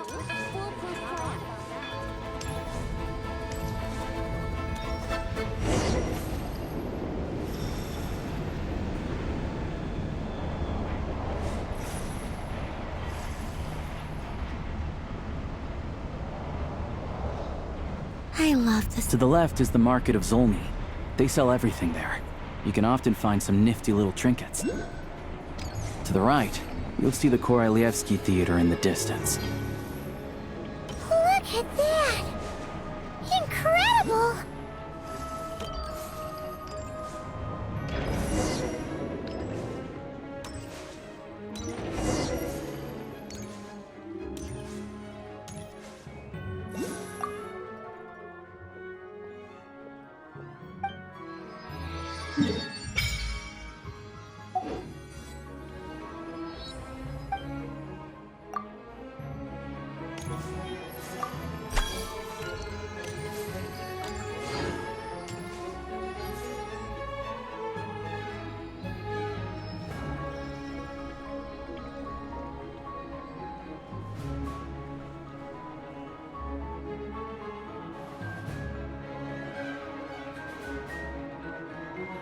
Wow! Snezhnagrad is stunning! Seeing it with our own eyes makes all the trouble we went through to get here worth it! I found it pretty stunning when I first came here too. But I soon found out that stunningly beautiful means stunningly expensive. The prices here are crazy. I'm just a small-time hunter, so Zolny is where I spend most of my time. This way will take us to Podvorier restaurant. They offer food and lodging there, so you can get settled in while I fetch the doctor. Is that gonna be stunningly expensive too? Yeah, I mean, there are places to stay in Zolny, but I highly doubt they'd meet your standards. Most of the stoves are out of crystal, the windows are drafty, and at night, four-legged roommates come out to play, sharpening their claws on the roof beams and floorboards. Yep, no way. Not a chance Paimon's staying anywhere like that. Maybe we can split the cost of the room between us? Paimon still has some savings left. Fine then. It's your treat. Paimon will save her money for buying a nice little cake. Don't worry, you'll get some too. I'm glad to see you've perked up. If you find yourselves in the mood for some sightseeing later, there's a few places around here worth seeing. This way leads to Zapoliarny Palace, which serves as the Tsaritsa's audience chamber and also her personal quarters. The adjacent block is kind of a city in its own right. That's Glupov, the headquarters of the Fatui. Inside, there's a munitions factory known as the Armory Palace, producing a constant supply of all kinds of equipment for the Fatui. A lot of important research happens there too. And over there is the Snezhnaya Vecha, where all the big shots meet regularly to make policy decisions. These places are best admired from a distance. I'm sure I don't need to explain why. Yeah, they probably have super strict security. We're not looking for trouble right now. The downtown area is near the center of Zapoliarny. That's where you'll find the restaurants, bookstores, and gift shops. Another place of interest is the Northland Bank, which is over this way. Oh, and I'm sure you'll want to make contact with the Adventurers Guild at some point, right? That's right here. Ooh, speaking of adventuring, we use alchemy quite a lot. Do you know where we can find a crafting bench? No one practices alchemy at Snezhnaya, I'm afraid. Apparently there's some historical reason for it. Oh. We'll just have to use the one on the train then. Kinda inconvenient.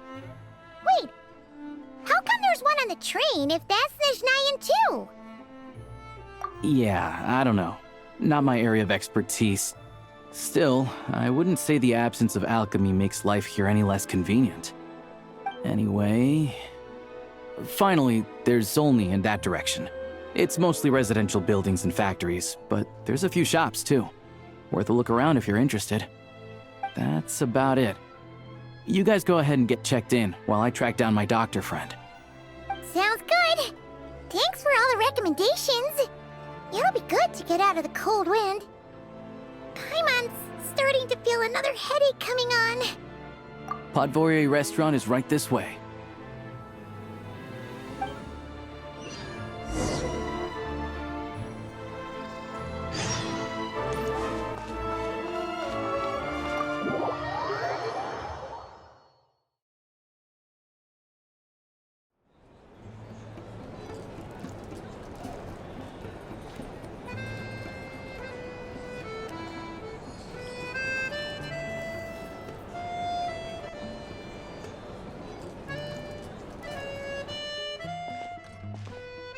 Looks like you get what you pay for, huh? Paimon likes this room a lot. Yeah, much better now that we're out of the cold. Oh, thanks for taking such good care of Paimon. Honestly, she feels kind of bad for throwing a wrench in the works. If this were anywhere else, we'd be out investigating and adventuring by now. But instead, we're stuck here waiting for a doctor. You're right. No need to push ourselves too hard for no reason. A lot happened on our way into the city. Let's review what we've learned so far and try to figure out what to do next. Obviously, the million-more question is, what is the Tsaritsa planning? Everything else leads back to that. sure was. And so far, we've learned that in addition to the 7 Gnosis, her plan also requires a ton of energy. But we won't get to see her anytime soon. Alosha said that she went east to fight that big monster. It must be a pretty powerful one if it can blanket the whole of Snezhnaya in a snowstorm this awful. To be honest, what we're really lacking right now is information. The kind of information that only the higher-ups in the government would know, not word on the street type of info. Paimon can think of a few people who might be able to help us, but... Right! And when we left nod-krai, Snezhnaya specifically left a message reminding us which side we're on. So, it's unlikely they'd tell us anything confidential about the Tsaritsa's grand plan. Yeah, fair point. Besides, that Gloop-off place is right nearby. We've got nothing to lose, so it'll be a waste not to go. There's gotta be someone there willing to talk to us, right? Maybe Arlecchino or Snezhnaya? Or possibly Tartaglia. But it's unlikely we could sweet-talk Arlecchino, let alone Snezhnaya. She basically told us to stay in her lane already. Yeah, the last time was all the way back in Fontaine, right? Too bad we missed him in nod-krai. Apparently, he came to help out. Hello. Is there a traveler and Paimon in there? That's Alosha! Come in!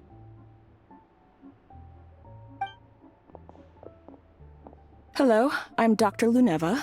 Alosha mentioned that one of you is feeling a little under the weather. I see. So you're my patient today, yes? And you're, Faye, I presume? Good question. Paimon's not too sure either, but she's definitely not the same kind of Fae as the ones we saw at the train station. Is that gonna be an issue? Not exactly. It's just, I'm used to treating human patients. Fae tend to be far more resilient than even the healthiest and most long-lived of humans. But don't worry, I do have some experience treating Fae. I've even diagnosed plenty of cats and dogs in my time. Safe to say, I have a fairly eclectic range of expertise. It'll be fine. Paimon's basically the same as a human. Right? We're no different when it comes down to it, are we? That's just because Paimon knows how to eat. Now, please take a seat.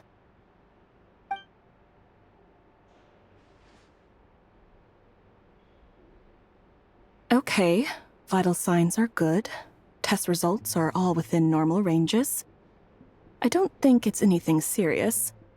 More than likely, you've just caught a cold. I can give you some medicine to tide you over, but as long as you rest properly for the next couple of days, you should feel better. Make sure to keep an eye on your temperature, though. If you find yourself with a persistent low-grade fever, or if your symptoms don't improve, just contact me again. Sounds like there's no cause for alarm.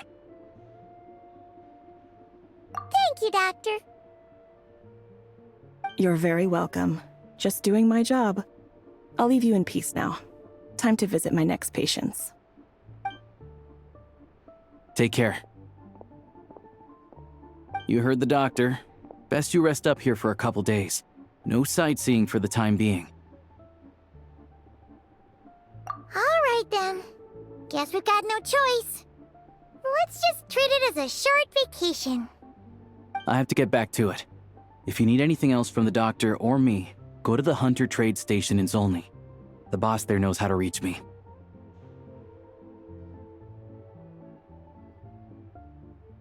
Hey, no big deal.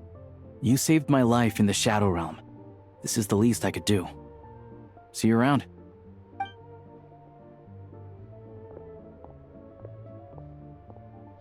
All right. Time to find Child and see what he can tell me.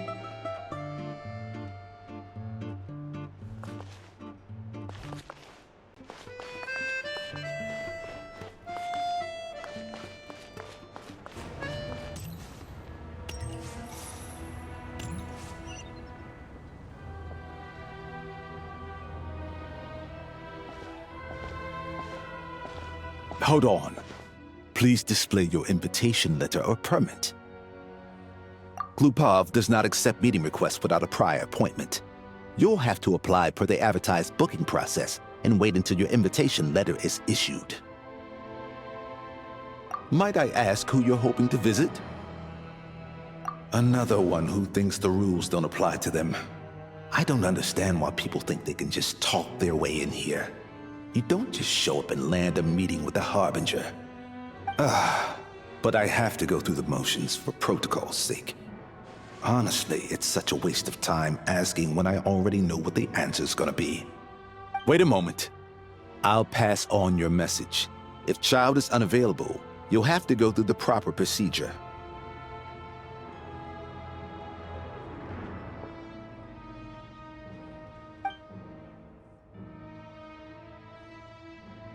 Lord Child is a busy man.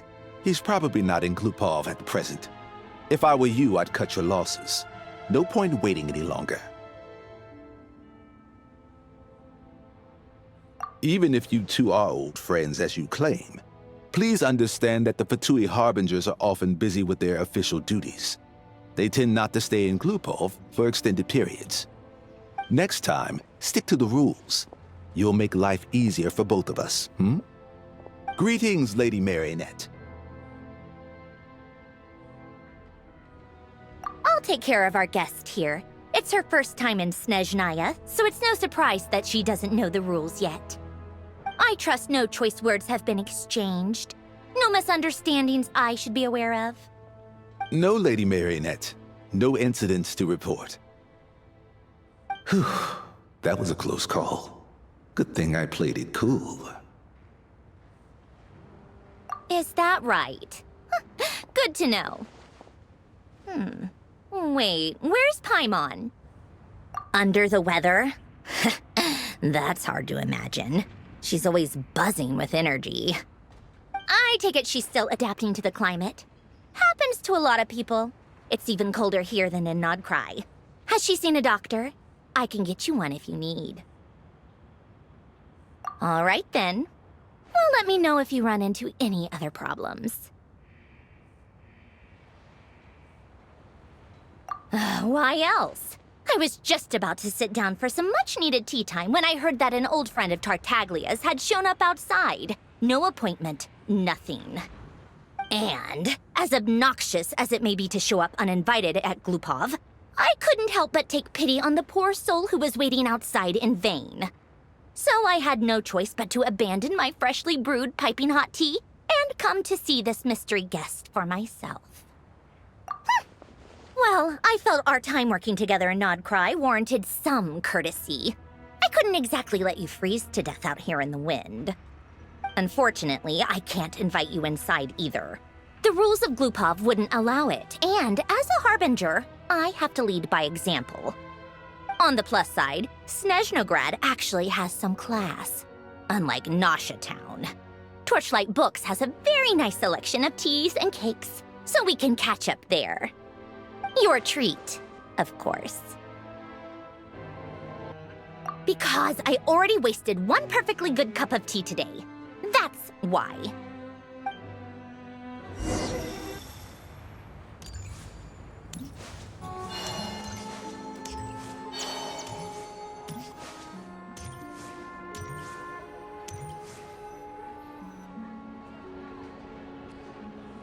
I've ordered for the both of us. No objections, I assume. I'm sure you trust my taste. Okay, let's get down to business.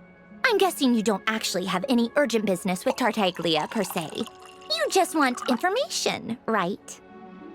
Wanna take a guess? Of course you'd say that. You shouldn't underestimate Counselor Tartaglia, you know. That's right. I'm sure you've heard of the Snezhnograd Vecha by now. Well, he's busy preparing some paperwork for their next meeting. They'll be discussing yet another extension to Project Stuzha. It's basically all anyone cares about in the Vecha these days. Yeah, he's more of the shoot first, ask questions later sort, isn't he? It all started with a very detailed letter that Capitano left for the jester, Piero, before leaving for Natlan. In that letter, he detailed the future arrangements for his subordinates. All of his key people were reassigned to Tartaglia. I guess he'd already prepared to leave us for good all the way back then. But Piero didn't reveal the contents of the letter until the events in Natlan had concluded. That was his reaction, too. Why me? With a bewildered look on his face. He'd always assumed Capitano looked down on him. He was a man who kept his thoughts to himself and barely spoke to him the whole time they'd known each other. But he occasionally brought Tartaglia along to my tea parties back in the day. So to the rest of us, it was clear that Capitano had quite a lot of respect for his young comrade. By the rest of us, I mean my tea party regulars. Arlecchino, Rosaline, and... actually, not Columbina. She was probably oblivious to it. Anyway, then the Liu-S situation happened. Normally, it took a lot to get under Capitano's skin, but that time he was furious. It's not really my place to talk about it, though. You can ask Tartaglia about it sometime. Basically, Tartaglia probably had the wrong idea about Capitano all along, right up until Piero revealed the letter he'd left behind. Capitano believed that despite Tartaglia's immaturity, he showed great potential. Plus, he possessed a kind of purity rarely seen among members of the Fatui. Yeah, it's one of the few things that I'd agree those two have in common. But there's one other reason why Capitano chose Tartaglia to assume command of his troops. He knew that after he was gone, several of the others would swoop in on his army like vultures. With the ones who stood to benefit the most being the rooster Pulcinella and Regrator Pantalone. Once they divided Capitano's troops between them, they'd be more powerful than ever. No one would be able to stop them. So, you can see why Capitano chose to hand that letter to Piero, right? Exactly. Piero also needed to back a harbinger as soon as possible. And all things considered, Tartaglia was the best choice. Even though Tartaglia has had the support of Northland Bank for a long time, he and Pantalone are ultimately not cut from the same cloth. I'd say Capitano made a good judgment call. Anyone else caught in this situation would probably feel like they'd been hung out to dry. His best course of action will be to distance himself from any shady business, while still maintaining friendly relations with Pantalone, but seeking Pulcinella's support at the same time. What's the point in having a tea party if you don't spill a little tea? Besides, none of this is confidential anyway. Ask any journalist out there. They'll give you all the lurid details. You'll see it firsthand if you ever sit in on a session of the Snezhnaya Vecha. All the factional strife, whether open or unspoken, it plays out for all to see in that one little room. Having a voice in the Vecha is the only way to steer policies in your favor. So, every person in that room represents a particular interest group. Pantalone, for instance, represents the financial sector, and Tartaglia represents the Fatui soldiers. Personally, I have no interest in political jousting, but since I have a number of engineers and researchers under my command, I have to make their voices heard. Then there's Pulcinella, the linchpin of the Vecha. He represents politics itself. Everything involves him, so nothing can bypass him. Any issue that comes up, he knows how to mediate. That's what the Tsaritsa values most about him. I'm starting to see why everyone is so frustrated with the way things are, but also powerless to change it. A complex web of interests connects all parties involved. And the Tsaritsa sitting at the top adds another layer of complexity. It must be nearly impossible to come up with a perfect solution. All right, I'm done carrying this conversation. Time for you to answer a question of mine. You must have known that you can get the info you needed from me. So why was Tartaglia the first person you asked to see and not me? Huh? Jealous? As if. Wait. Oh, I think I know what it is. Columbina passed on my message to you before you left nod-krai, right? I only meant you should be mindful of which side you're on. Is that actually why you didn't ask for me? Because you took that to heart? Fair enough. It's not your fault. I blame all these politicians I've been hanging around with lately. Always beating about the bush when they talk. I guess it must have rubbed off on me. Anyway, just ask for my help next time, okay? Little things like this are no problem. Lady Marionette. What now? Can't you see I'm on my break?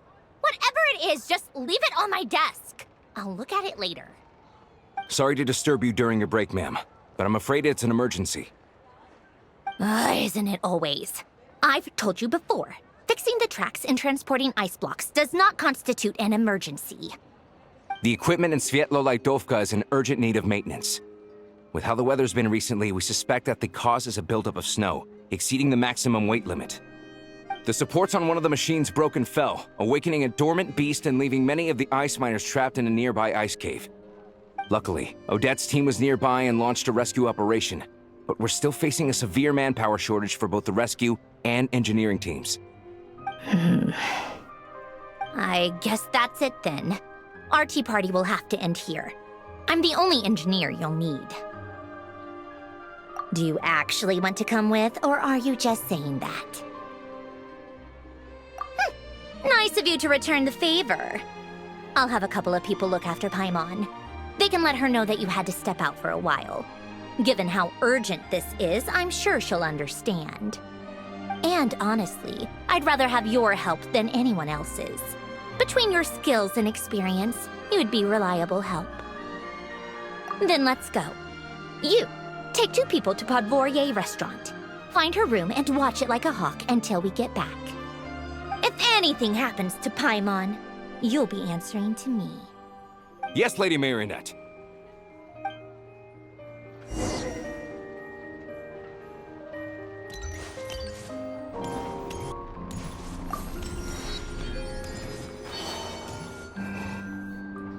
They weren't exaggerating. This is really dangerous.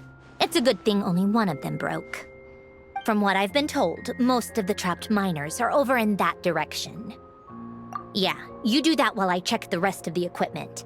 I'll evacuate the people around here as I go. Meet me back here as soon as you're done.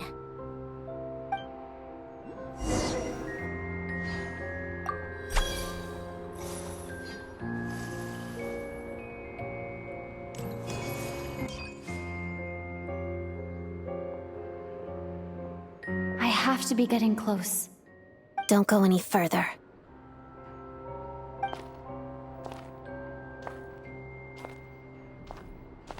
It's too dangerous here. There's a highly aggressive monster on the prowl. You need to leave, now. Ah, I see. You're the backup from Snezhnaya. Well, I'm Odette. Good to meet you. Ah, so this is Odette. She was the first member of the Fatui on the scene. There are 5 people trapped in the cave. Monster type is unknown, and so is its location. Let's go. Every second counts.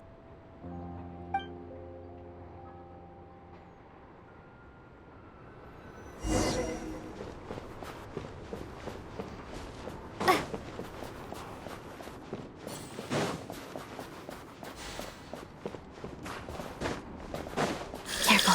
Something's moving.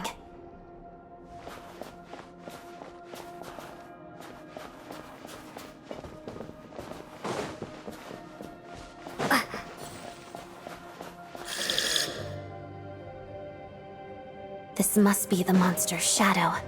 Looks like a tough opponent.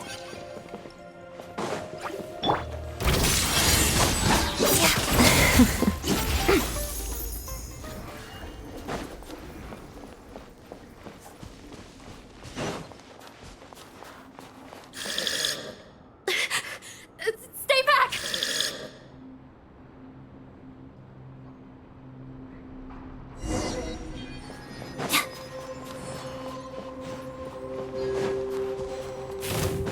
Let's begin. Harida.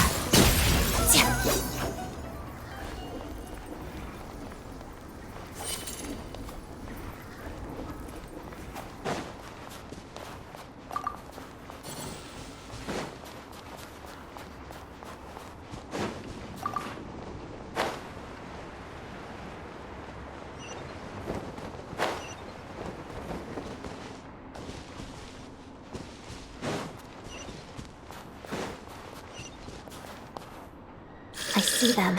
They're right behind the monster. The monster seems very agitated. It could attack at any moment. Let's make the first move.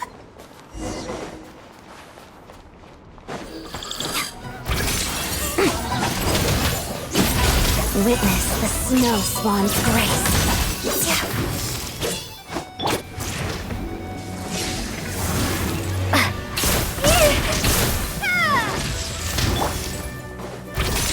Pirouette.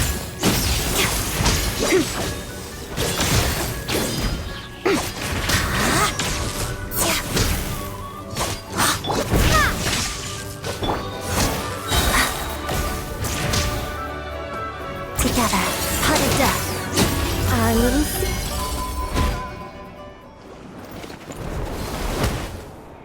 Thank you for saving us. We'd have been monster fodder otherwise. Thank you. Thank you. You're welcome. You should be safe now. Follow this route out. She and I will stay behind to watch the rear. Thank you. Come on, let's go. This way.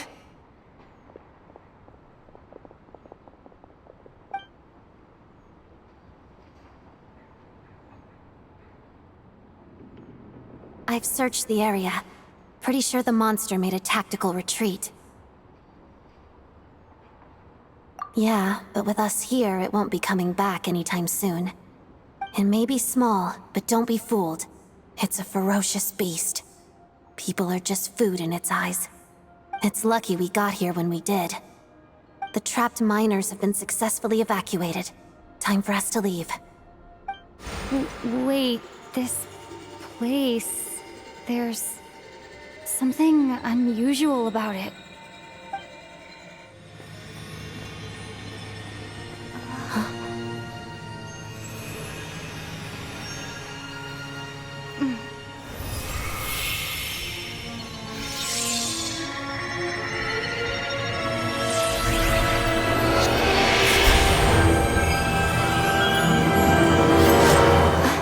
What is that? I don't know.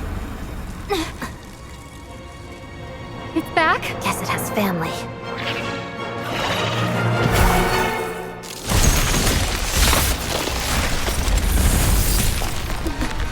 This way. Run!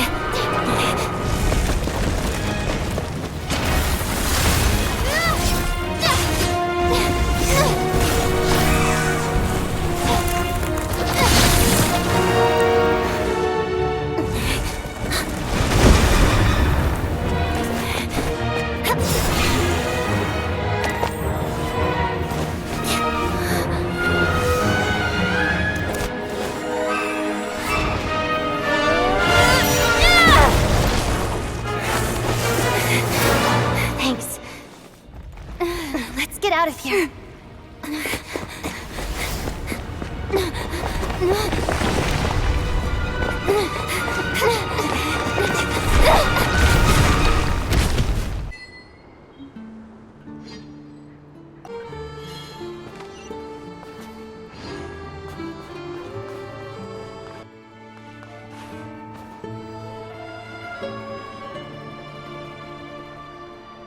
Everyone's accounted for.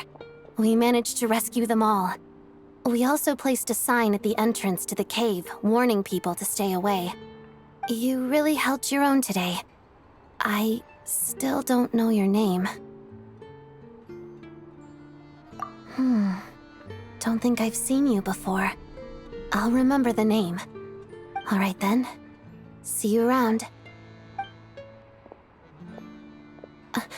Hello, Lady Marionette.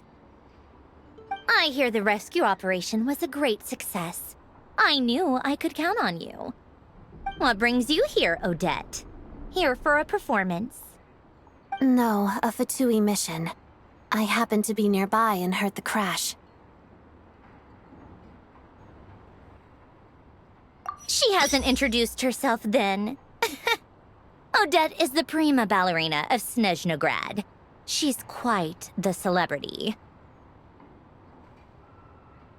If you ever hear people mention the two crowning jewels of the Korolievsky troupe, they're talking about Odette and the prima donna, Vodyanitsa.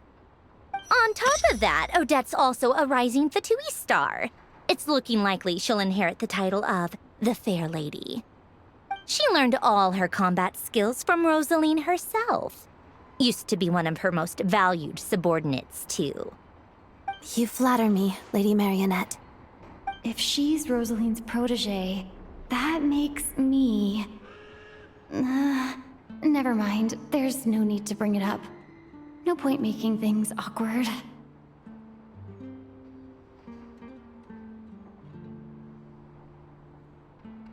How's progress on your end, Lady Marionette? Equally successful. I finished reinforcing all the equipment. Took me a little longer without Polonia's help. But the outcome is the same, of course. Even if the heavy snowfall summoned by that monster lasts for another 3 months straight, this equipment won't give way. All right, now that we're done here, it's time to get out of this blizzard. Sure, but Snezhnaya will send someone to investigate and draw up a relief plan.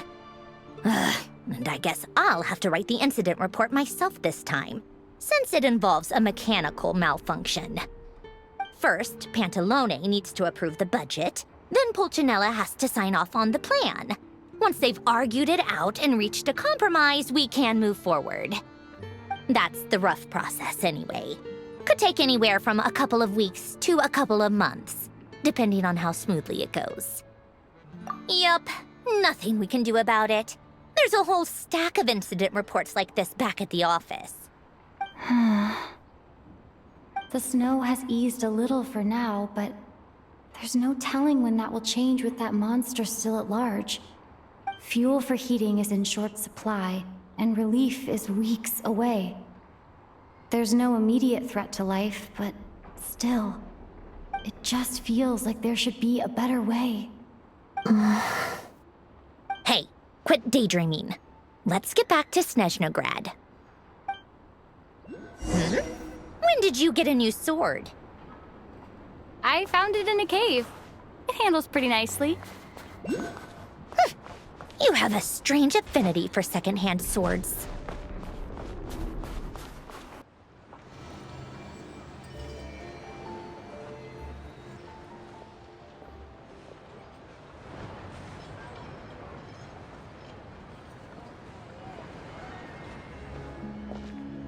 Huh. Well, if it isn't Counselor Tartaglia, Mr. Big Shot himself. Go easy on me, all right? I'm still recovering from the interrogation the real big shots put me through. Hey, comrade, it's been too long. I heard you came looking for me earlier. Nicest surprise I've had in a while. Good to see you too, Odette. I'm guessing you guys just got back from Sviatlo Lajdovka. How'd it go? Crisis averted? It went fine. How about you? Any new developments? Not really. Same as ever. Growing opposition to Project Stuzha, and the usual rebuttals are starting to ring hollow. The results of the mock vote were pretty dire. Pulcinella was fuming. I've never seen the old man so angry. That's not good news. It takes a lot to rattle him. Yeah, obviously if push comes to shove, there are ways to crack down on dissent. But... Sorry, I have to ask something. This is going to sound blunt, but may I? Huh? Of course, fire away. It sounds to me like everyone's tearing their hair out trying to figure out how to deal with opposition to Project Stuzha. But what exactly is this project's purpose? And how can it be so important that even people like you two refuse to stand up for the ordinary people of Snezhnaya? Interesting. I gotta hand it to you, comrade. You sure don't mince your words.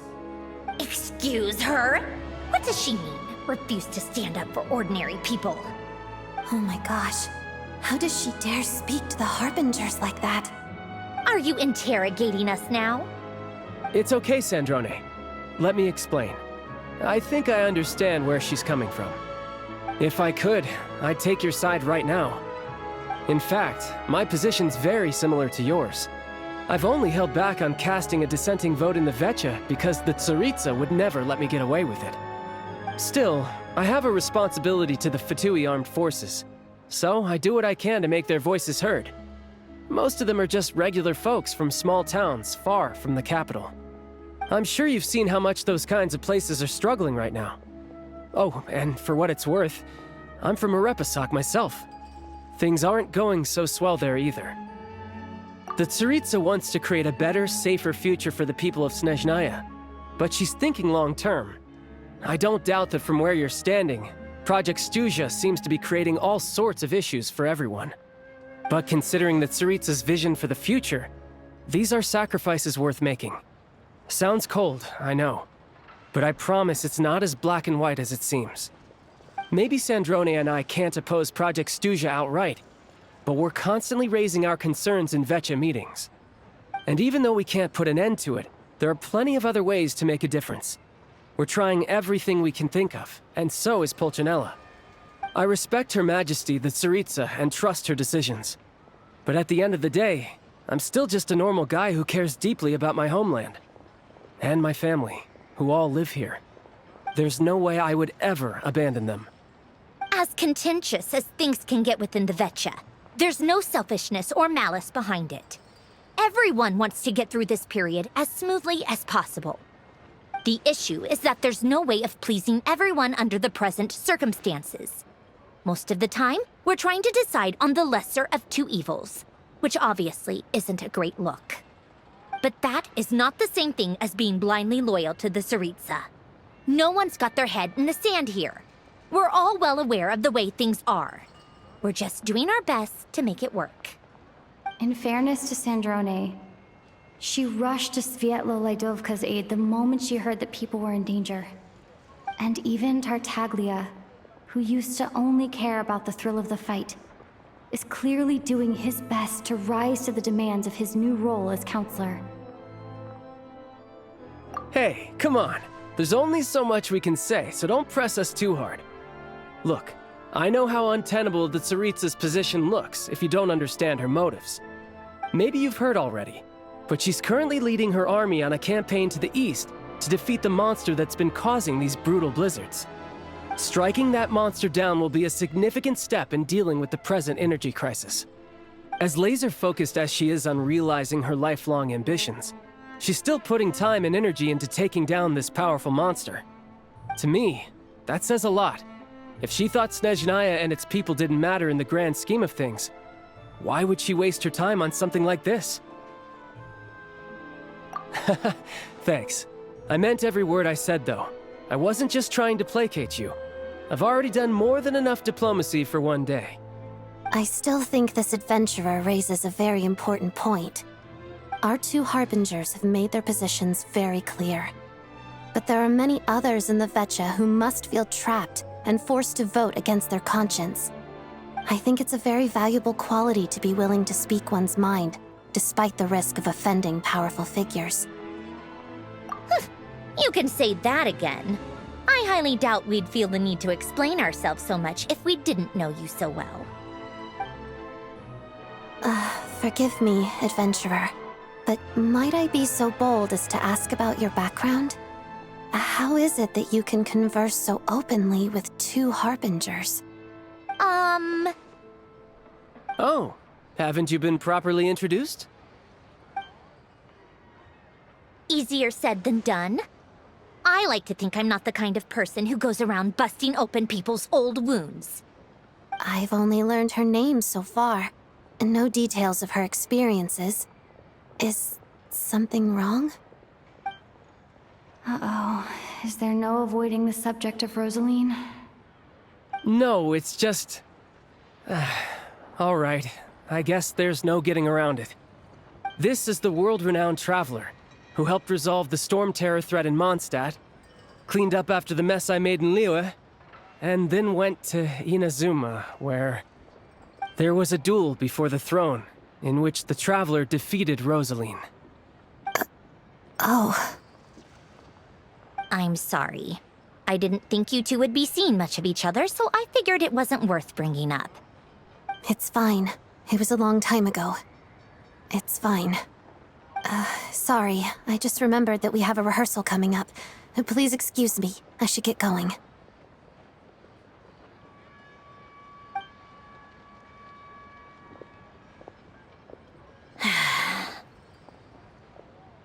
I've mentioned this to you before, remember? She was Rosaline's most valued subordinate. But they didn't actually get along. Not that Rosaline was really the type of person to make friends, but death has a way of resolving a lot of conflicts.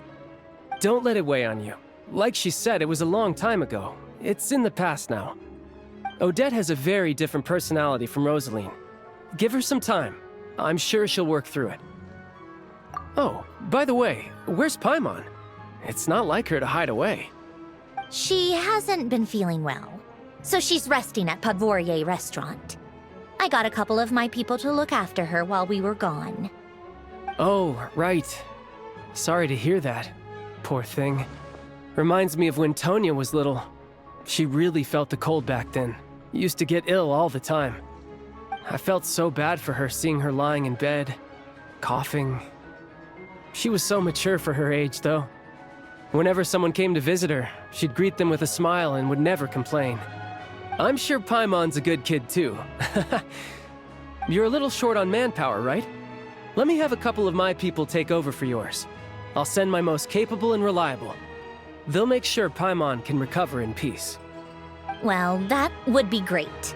Your people are more qualified. Hey, don't mention it. I'm sure you have things to do. Hopefully this takes a load off your mind. So no more accusing me of not being on your side, all right? Already? That was quick. I'm afraid I can't help you there. Our director's recent movements are confidential. Even we're not in the loop. If you hadn't told me, I never would have known he'd gone south. I assumed he'd been in Glupov this whole time. Well, I guess I'd better go sort out Paimon's security situation. I have some other work to catch up on at Glupov anyway. Me too. I have an incident report to write up. Let's leave it there for now. I guess everyone's in a difficult position. But Tartaglia's right. I have things to do. Things I want to do, and things I ought to do. To start with, I should go ask Alosha if he knows of any way to help Sviatlila Dovka.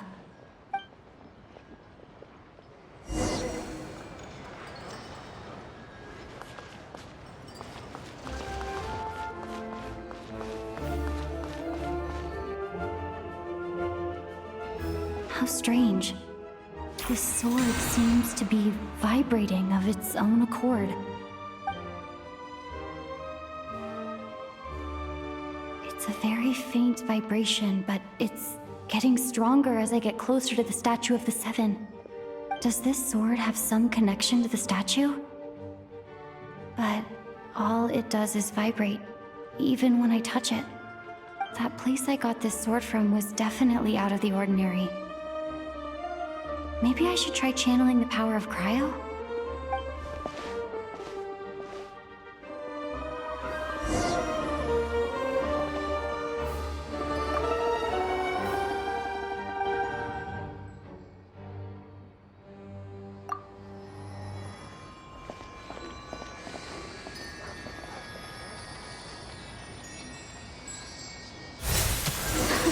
It worked!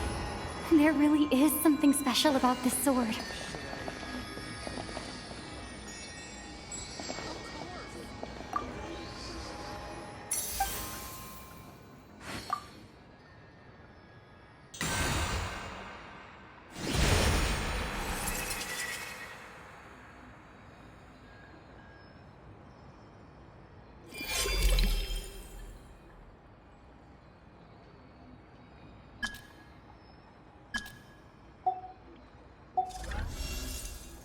I don't really understand what just happened, but I'm pretty sure this sword just got a little more powerful. I'll have to try the same thing again when I come across another Statue of the Seven. In the meantime, I'd better go find Alosha.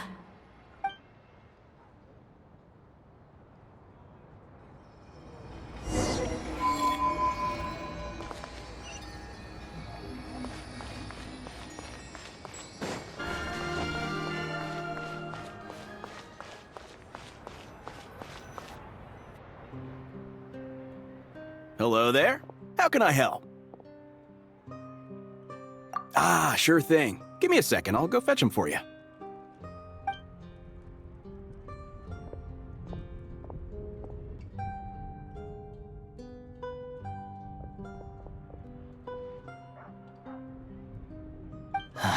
It's a familiar story. I've had similar experiences. Although Snezhnaya doesn't deliberately delay or withhold relief, those first few days of waiting for help are always the hardest. It's a fundamental contradiction. If emergency relief can't be delivered in time, what's the point in even calling it emergency relief? Not necessarily. I think there's a good chance that Kresnik Crystal from Stratomaros will start flowing into the market. When we resolve Stratomaros' energy issue, it's like we open the floodgates. A huge backlog of Crystal is now available to the townspeople. There's no way they can use it up at once. A lot of them will probably stockpile it and slowly work their way through. Probably a good idea, since energy prices are only going to keep rising. But there will always be people who urgently need Mora. Exactly. At the current prices, selling Crystal is an easy way for an ordinary person to make a fortune. Hey boss, how much do I have left in my account? 1 second, let me check. So, you're planning on buying the Crystal out of your own pocket? Yeah. I don't know if I have enough, so I'll chip in a little extra and buy as much as I can afford. No, it's fine. You're new to Snezhnaya, and you have your own living expenses to worry about. Besides, you're already providing the train. Here's your Mora. See what you can find at the market, but I doubt there'll be much Crystal left. Yeah, well, can't hurt to take a look. Let's see. Huh?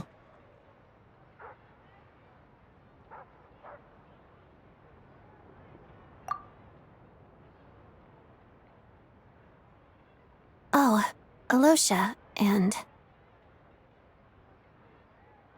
Hello?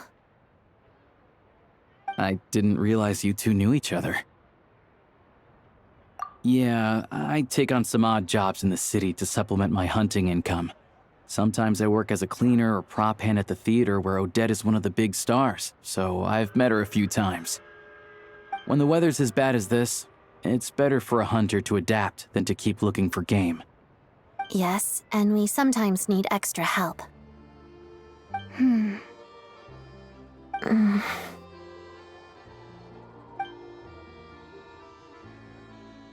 Wait, why is the atmosphere so awkward? I thought things went pretty smoothly in Sviatlo-Lidovka. So, what brings you here, Miss Odette? Looking for some new props? No. After I got back to the theater, I couldn't stop thinking about the situation in Sviatlo-Lidovka. It bothered me so much I couldn't focus on my dancing. So I decided I'd come here and see if there's anything I can do. You too, I presume. I suppose that's why you're here. I didn't feel comfortable expressing my true opinions in front of the Harbingers. Not least because ordinary Fatui like me don't even know what Project Stuzha is all about. Without knowing the full picture, I can't make sense of it. And at some point, if things aren't making sense to me, I can't just keep going along with it. So many people feel the same way. They wish they could do something, but all kinds of reservations hold them back. Explains why groups like the Rokot are springing up to fill the gap. Yes. Well, that's one option. But there are risks to consider with organizations like that. The Fatui does not encourage their activities. Right, because things can get out of hand, and it's hard to hold the right people accountable when they do. I've heard about a few cases like that. Sandrone said Odette was on track to inherit the title of the Fair Lady. If so, she'll be able to find out what Project Stuzha is really about. Still, it's probably a little soon to ask her about that. There may be more to the story. What's on your mind? I think we can both agree that no matter which side you're on, it can't stop you from doing the right thing. Where there's a will, there's a way. I know what Rosaline did while she was abroad. You made the right decision, so no hard feelings. So, what's your plan? Oh, we were gonna buy some crystal. I heard there's some on the market right now. Funny. I had the same idea. In that case, let me pay. I can claim it back as mission expenses. The real issue here is that government relief is behind schedule. Surely it makes more sense for the state to cover these costs than for us to pay out of our own pockets. True. It's a huge expense after all.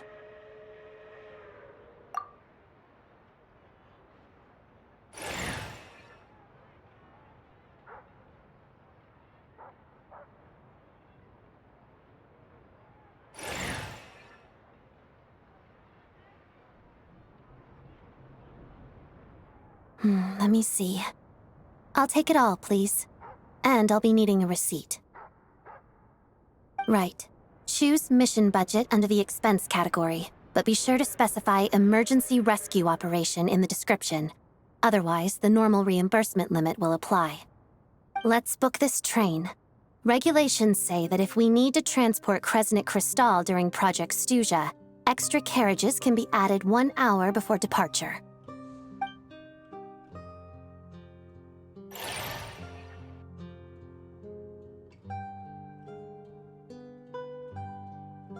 That should do it.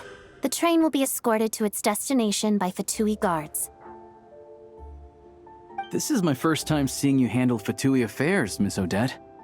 It seems you're as skilled an officer as you are a dancer. You flatter me. It's only because I've been doing both my whole life.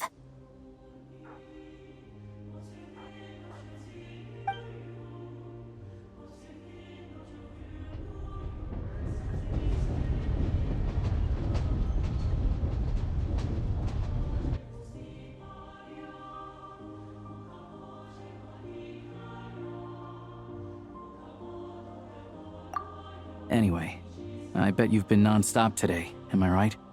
Any idea how Paimon's doing? What's wrong? Who's Paimon?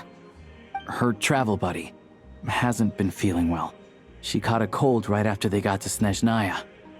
Sounds like she's important to you. I can't believe you've been dealing with this on top of everything you've been doing to help the people of Snezhnaya.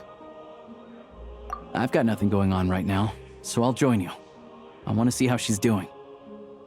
May I come too? I have some candy that someone gave me back in Svietlolaidovka. Plus, I know a little bit about relieving cold symptoms. All right then, let's go.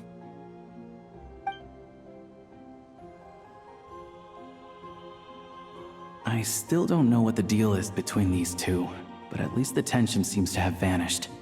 A good sign, hopefully.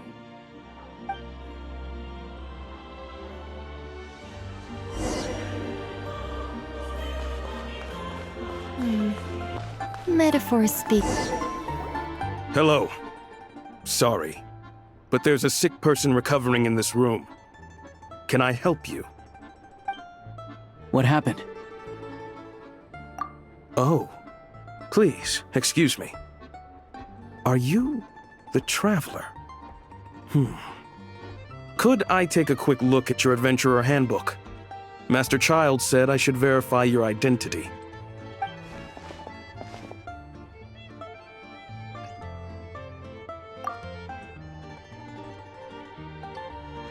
Ah, it's really you. Sorry for the inconvenience. We're under strict orders from Master Child to keep this room well guarded. At the same time, we can't interfere with Podvoye Restaurant's business. That would only seem all the more suspicious and draw unwanted attention to this room. Besides myself, a few of my colleagues are stationed in and around the restaurant, in plain clothes, of course. Rest assured, you're in safe hands. I didn't expect such a high standard of protection. Well, Master Child handpicked us for this special assignment. We're not about to let anything go wrong. Anyway, I won't keep you any longer. Please, head inside.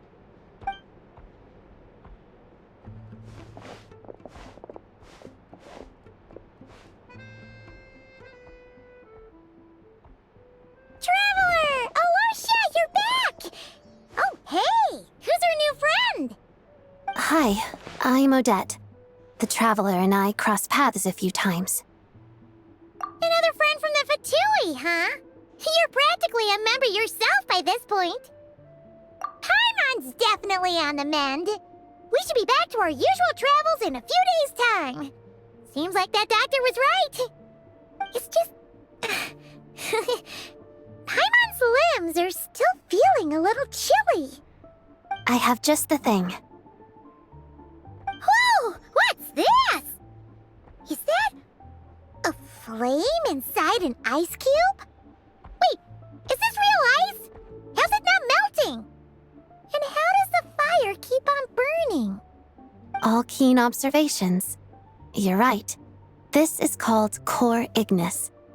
Whenever I've caught a cold in the past, I found I recover much more quickly if I place this by my bed. You're welcome to borrow it. Awesome! Wow! It's so nice and warm! Oh, it's like magic. Your name was Odette, right? How did you two meet again? Looks like she's in pretty good spirits. That's a relief. Any progress with your investigation yet? No surprises there, I'm sure. They're not likely to let anything slip. The Rokad, huh? Let me think. Members of the Rokad keep their true identities hidden, but I think there might be someone I can introduce you to. Leave it with me. Meet me at the Korolyevsky troop tomorrow, and I'll tell you how it goes. Would anyone like a drink? I'm gonna head to the bar. Paimon will have... maybe some hot milk? Yeah. Paimon's in the mood for something warm. Enough with the secret chat, you two. Let's catch up properly in a minute. Paimon wants to know everything that's happened today. It'll be kinda like tabletop troop. No reason why listening to a story can't be an adventure.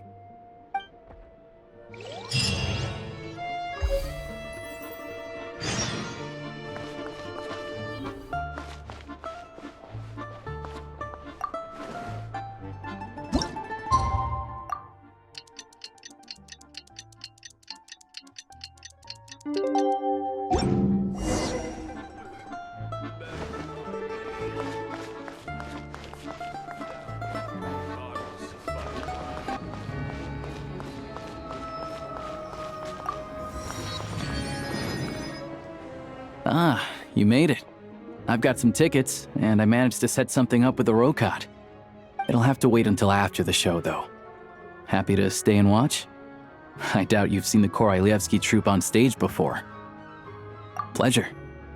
Here, this is the way in.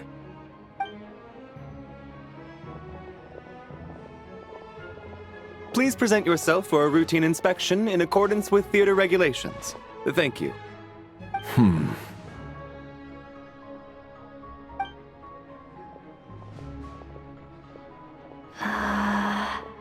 Is that guy with the Fatui? Looks like he's waiting for something. Okay, all done. Thank you for your cooperation. Please proceed through to the theater.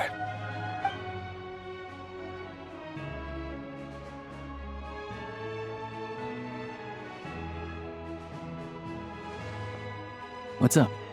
Everything okay? Snezhnaya's business and political leaders are always passing through here, so it makes sense that security's tight. Still, it's a little unusual to see the Fatui's Armory Palace guard here. You saw him, right? The guy right at the back. Strong, silent type. His name's Valeri.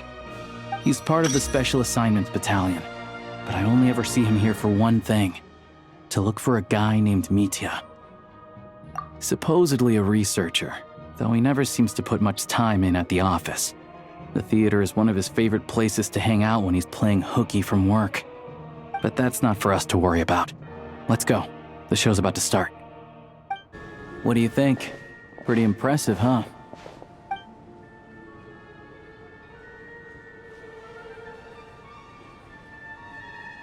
Oh, the one in Fontaine? I hear it's iconic. Never seen it for myself, though. Here we are, just in time. Sorry, coming through.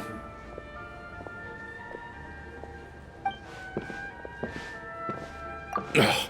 If you're gonna show up late, keep your mouth shut. What's his problem? Whatever.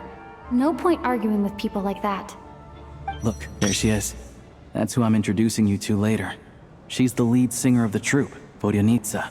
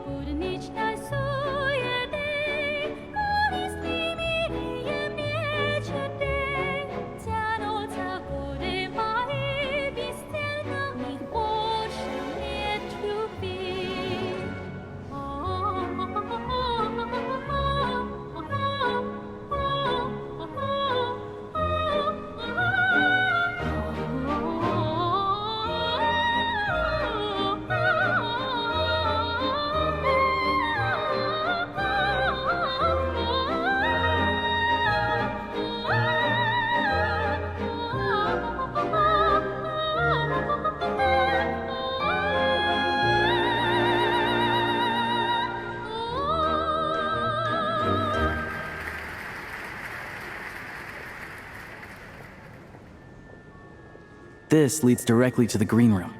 They're expecting us. Vodyanitsa will be waiting for us there.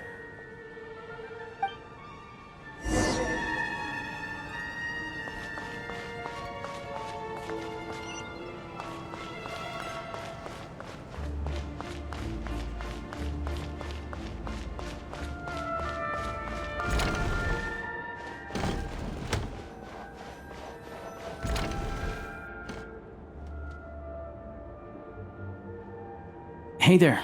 Excuse me. Can you believe it? I am so mad right now. Come in. Oh, it's you two. Huh? You know each other? Oh, wait. Is this who you were telling me about? The one you met yesterday and couldn't stop thinking about? I never said that. Yes, you did. Why are you denying it? It was right before I went on that rant about the moody factory owner. Oh, I remember it so clearly. Might I ask what brings you two here? Oh, I just brought her here to see the show. And when it finished, she was full of praise for Vodyanitsa's performance. So I thought I'd try my luck, see if we could get the chance to chat for a bit. Maybe get an autograph? You work here. You of all people ought to know that's against the rules. It's not what the green room is there for. Oh, what's the big deal? Come on, don't be shy. I can give you an autograph. You can take a picture too if you want. Do as you please. I finished all my shows for the day. I'll leave you to chat.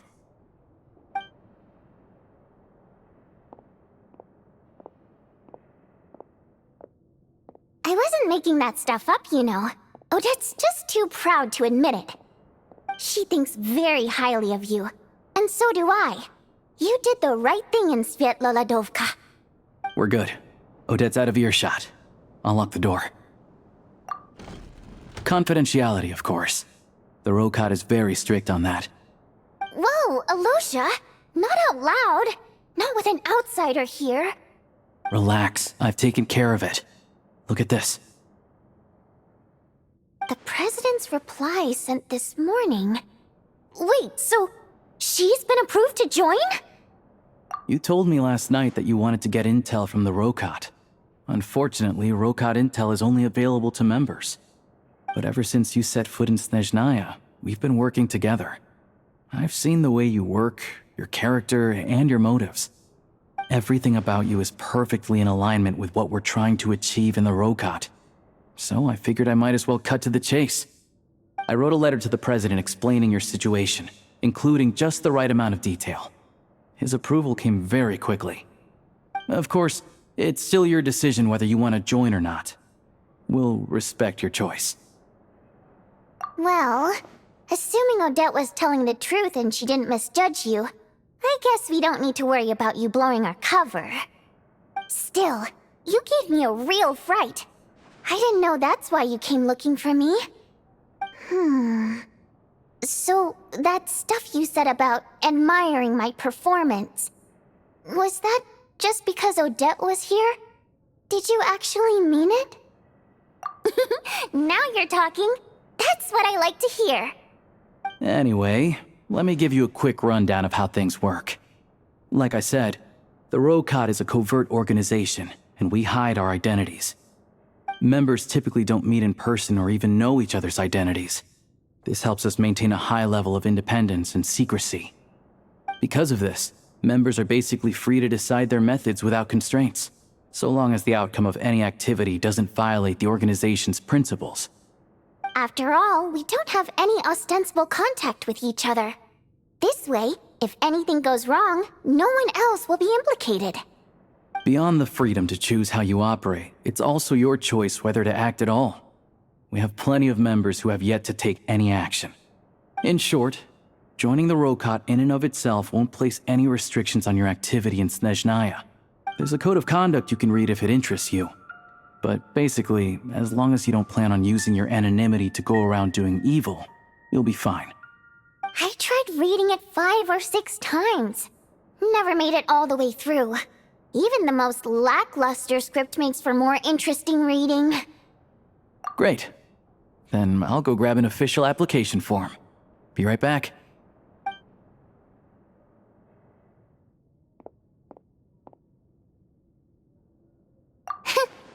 Well, Alosha has this pet dog, you see. His name's Tagarin, and this one time, Alosha brought him backstage. Tagarin took quite a liking to me, so I played with him for a little bit and fed him some treats. Then, the Rokot was out on a mission one day, and even though we were all in disguise, Tagarin recognized me right away. Just a coincidence, really. We didn't report it to the higher-ups, though, to avoid dealing with the fallout. Like my job at the theater, for instance. I really needed to make ends meet. By the way, what were you complaining about just before we came in? Did everything go okay with Chuganov? Everything did not go okay. That's why I was so mad. I tried to make some small talk with him before I went on stage to fish for intel about the Iskra manufacturing plant. But he wouldn't take the bait. No matter what I said, he kept dodging the question. And then he started complaining. He said he didn't appreciate his second-rate seat in the stalls because he usually gets a private box. I mean, what did he expect? Everyone knows that if you want a box seat, you buy a ticket well in advance. But instead, he sends me a letter the day before the show when we're practically sold out. I had to juggle things around just to get him a half-decent seat, hoping he would appreciate the gesture enough to share some information. But nope, he didn't give me anything. Yeah, meeting Chuganov in person has definitely been a disappointing experience. Oh, you probably don't know who we're talking about, do you? Chuganov was that older guy you were sitting next to today. I'm sure he didn't make a great first impression on you either. To the citizenry, he's a family man and a kind boss. But our interactions with him tell a very different story. It's one thing to ask for a favor, but he acts like it's his right. He always expects special treatment. Take the ticket situation, for instance. I've actually gotten him a private box in the past. But not only was he not even grateful, now he's acting like I've sold him short this time. Not to mention that he's never paid for a single one of his tickets. And another thing, if he's such a big family man, why doesn't he bring his wife and daughter to see the show once in a while? I've never seen them here, not even once. Calm down, Vodyanitsa. If you won't do it the easy way, we'll have to try the hard way. But first things first, here's your application form. Go ahead and fill it out.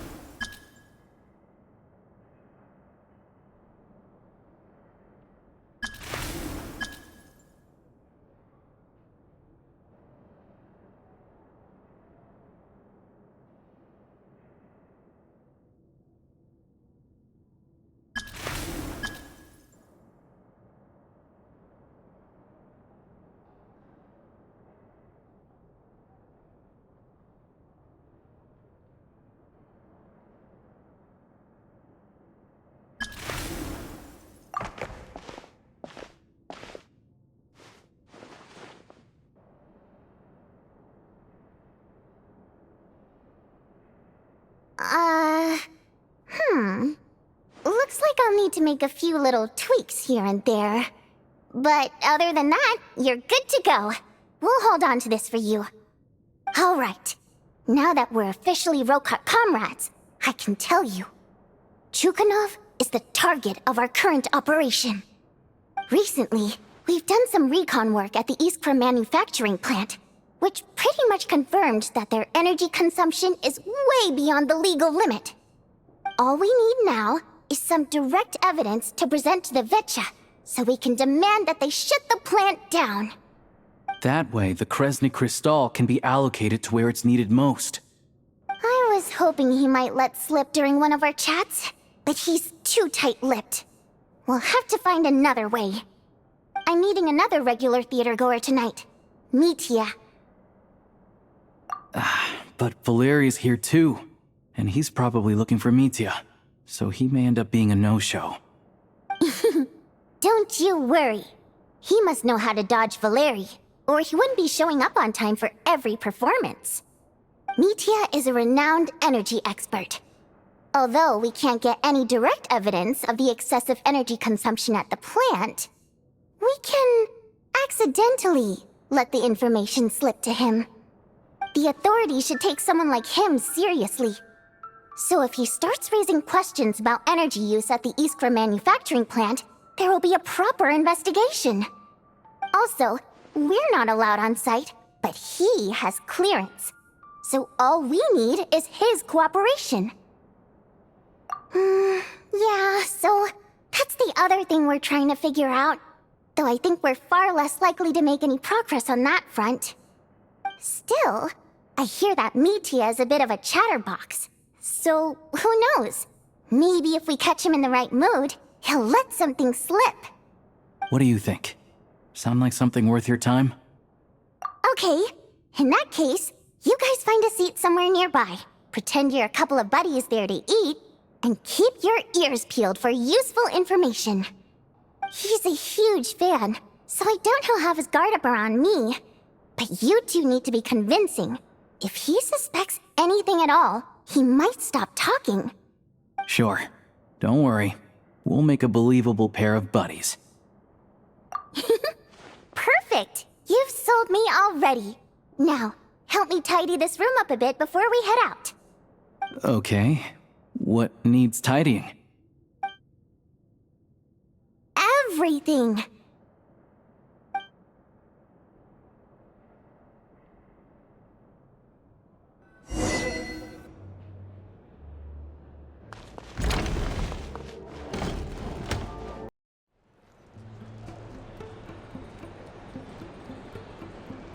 We come here often, so we shouldn't stand out.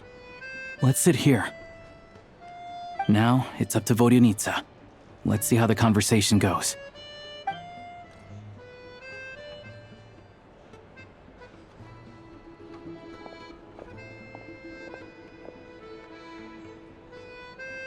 Mr. Mitya! Over here! Over here! Oh, sorry. I got a little held up on my way here. Now we have even less time than we planned. Go ahead and order some snacks and drinks. Whatever you like. Let me see. According to my schedule, we still have 25 minutes left. You're really pressed for time today, huh? I was imagining this would be a leisurely chat. If you'd prefer, we can always reschedule for another afternoon when you have more time. No need. Getting to meet the lead singer is a very precious opportunity for me. I'm not about to pass it up. I've already had to decline your invitation several times because our schedules rarely align. If I don't grab this chance while it's here, who knows when the next one will come around? Well, it's very kind of you to make time just for me. I'm not too sure, to be honest. But Snezhnaya is full of weird and wonderful things like that, so people tend not to bat an eye. I'm sure the same will go for the Eye of Grey and Paimon. The reason I invited you out for tea and a chat today was to get some feedback from a true fan of the theater. Well, I genuinely have nothing bad to say. No matter how many times I hear you sing, it never gets old. It always seems fresh and new somehow. Maybe it's because the more times I listen, the more details I notice. Or maybe you simply improve with every performance, delivering it better each time. Thank you! I'm delighted to hear that! Could you give me any specific examples? Oh, yeah. The piece you sang today, for example. Beneath the Frozen River? Hey, what's with you? I'm just praising a good performance. I always used to find that such a bleak and lonely song. But the more you listen, the more you realize that it's not as cold and nihilistic as it appears. When you really dig down into it, there's a certain level where you're surprised by the emergence of hope. Wow, I'm impressed. I didn't expect you to pick up on that. Actually, I only tried out that angle after talking with a composer. Still, Beneath the Frozen River wasn't on today's program. Oh, really? But it's a classic. You sing it every time. Almost every time. Oh, well then. Let me say a few words about that other all-time classic, Flying in the Wind from the Mountain Sparrow. I didn't sing that one today either. My voice wasn't quite up to it, so I switched it out at the last minute. Oh, but, Sorry, Mr. Mitya, but you were at the theater today, yes? Of course I was. Remember? I said hello to all the troupe members before the show started. You, Odette, and the others. So what did Odette sing today? Elegy of the Snow-Winged Goose, of course. Correct. I see. You find my singing boring, don't you? That's why you don't remember a single song. Looks like I'll need to cut a few from the program next time. No, that's not it. I swear. All right. I'll be straight with you. I'm sorry. My mind was wandering as you took the stage today.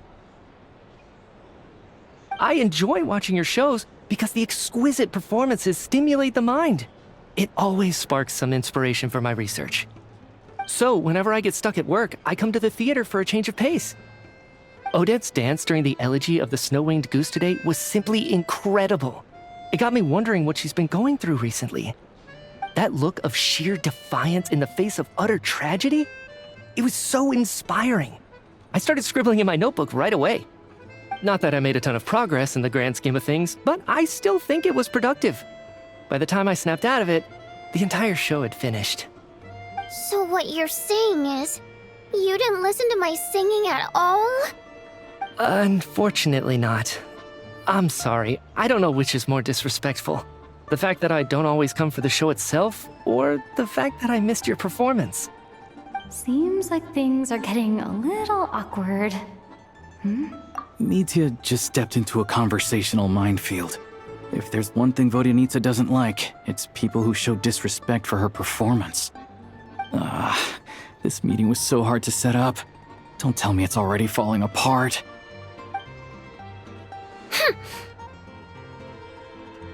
It's fine. I suppose this is affirming in its own way. At least, it shows that our performance really touches people's hearts, right? Don't let it bother you. It certainly doesn't bother me. She's showing a lot of restraint. Well, I'll be sure to let Odette know how much you adored her performance. Please don't say that. I always love your performances too. It's just that inspiration struck at the wrong time today. I'm usually all ears.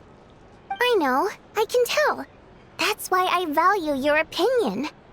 I'm sure some people can't stand it when others praise their coworkers right to their face, but not me. No, sir. Fair enough. I still feel kinda bad, though. But you know what I really can't stand? People who only show up to the theater to pretend that they're cultured. Makes me sick to my stomach. Oh, yeah, 100%. There are too many of those people around. By the time they're walking out the door, they've forgotten all about the show. What's wrong? You look furious.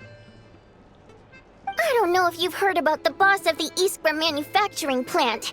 He isn't even a theater investor, but he always demands the same privileges as actual investors. Box tickets only, premium drinks, even the right to request specific songs. Well played, Vodyanitsa. Seems like she's harnessing her rage to steer the conversation back on track. Now that you mention it, I've interacted with that guy before. I gotta say, everyone holds him up as an example of a benevolent businessman, but I don't know. I don't see it. Yeah, he couldn't care less about what's happening on stage. He's just there to flaunt his social status. I hate that I have to prepare programs for guys like that. What's the big deal with that factory he runs anyway? I asked around a bit and heard some pretty shocking stories. Sounds like he's just another greedy capitalist. Oh, really? Yep, the things people are saying are pretty damning. Low wages, insanely long working hours, equipment running around the clock. And as if that's not bad enough, he also strictly forbids his employees from giving any kind of interview. Project Stuja has now been extended so many times, we're at the point where crystal rations for the common folk are barely enough to survive on. Yet he even wants to get his greedy hands on them just to boost his own profits. If the rumors are true, he's in serious violation of the law. Interesting. So you've heard about it too? What? So it's really true? Who knows? I've only heard the same rumors you have. But there's no smoke without fire. The Rooster's been coming down on us hard lately, demanding that we track and trace every single batch of Crystal. My coworkers in the Department of Energy have been tearing their hair out over it. The Rooster? I didn't realize he cared that much. Yeah. Even though there are no restrictions on Crystal trading, the poor will wind up freezing to death if we let the rich buy as much as they want. That's clearly unfair. Looks like we'll need to arrange an investigation into the Iskra manufacturing plant as soon as possible. I never knew you kept up with current affairs beyond the theater, Miss Vodyanitsa. You really have a heart for the common person. Most Fae in your position have long been indifferent to the plight of humans. Well, those of us who choose to live in human cities are naturally going to pay attention to any significant upheaval. Isn't the Rooster a Fae himself? I'm just surprised to learn that even someone with as much experience as him is getting so stressed out over Project Stuja. What is the end goal of this project anyway? This is it. We're finally going there. I'm sure Mitya can sense on some level that she's fishing for information. But since their conversation is so relaxed, he might just let something slip. It's stressing me out too. If I'd only made better progress with my research, things wouldn't have dragged on this long. Oh, so your work is related to Project Stuja? That's right. The Armory Palace needs a brand new energy source. Not the power of the Light Realm and not elemental energy. Right now, the only thing that meets the requirements is the power contained within stellar linchpins. But harnessing that power is costly. Each step of the process requires enormous amounts of Kresnik crystal, from extraction to quantification to attempts at conversion. Progress has been painfully slow, and the team is getting burned out as time goes by. Sometimes, I see people staring into space as if in a trance. Could it be that this new energy source has side effects? No, it doesn't affect us, because the energy is used for... Okay, I got it. Stop choking me. Sorry, I can't talk about that. I think we're all just exhausted. We've been working ourselves to the bone for so long with so little progress to show for it. It's no wonder people are struggling to stay motivated. Seems like I owe you an apology. I shouldn't have gotten so mad at you for not paying attention during the show. Don't worry about it. I count myself lucky, to be honest. I don't envy the people who work closely with the Tsaritsa herself. I'd much rather be in my current position. At least I don't have to shoulder any major responsibilities. So they're trying to develop a completely new kind of energy. Yeah, censored by a scarf. Who would have thought? Oh, dear. It looks like my time is up. I'm afraid I have to leave. I'm so sorry. We ended up barely talking about the theater. That's okay. It was a pleasure chatting with you, really. Let's make up for it next time. Yeah, hopefully once the work pressure eases up a little, I'll be able to focus more on the performance, and then we'll have more to discuss. We touched on some confidential issues today. I'd be grateful if you could keep it between us. That could have gone worse. Nice job. Why was Mitya in such a hurry to leave, though? Sorry, routine inspection.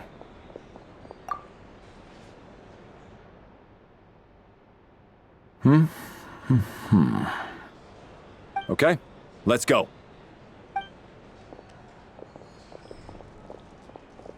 So he wasn't rushing to get back to work. He must have calculated that Valeri would find him here in exactly 25 minutes. That's frighteningly accurate. One of the main duties of the Special Assignments Battalion is to ensure that important figures stick to their schedules. All right, time for us to get going too. Excuse me, check please. We'll settle our check too, then. Oh, hello there. Mr. Mitya paid the check before leaving. He also asked me to pass on a message. He said it was an honor to share his tea break with Miss Vodyanitsa and her two friends. Wait. So he knew we were here all along? This raises a lot of questions. Did he deliberately mention the new energy source so that we'd overhear it? Maybe his work isn't confidential after all. Maybe the key here is the purpose of this new energy. I guess that's the next thing to look into.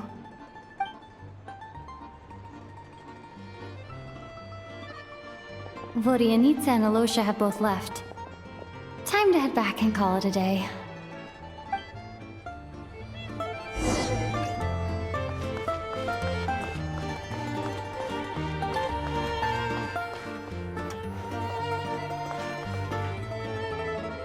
You're back! Here pretty early today. Paimon was just gonna mention that. After she woke up today, Paimon felt like her temperature was completely back to normal. But her strength still hasn't returned. Still, there's some good news. Paimon thinks she might have figured out the source of the problem. It's like there's some kind of mysterious power affecting Paimon. Paimon's never felt this way before during any of her travels.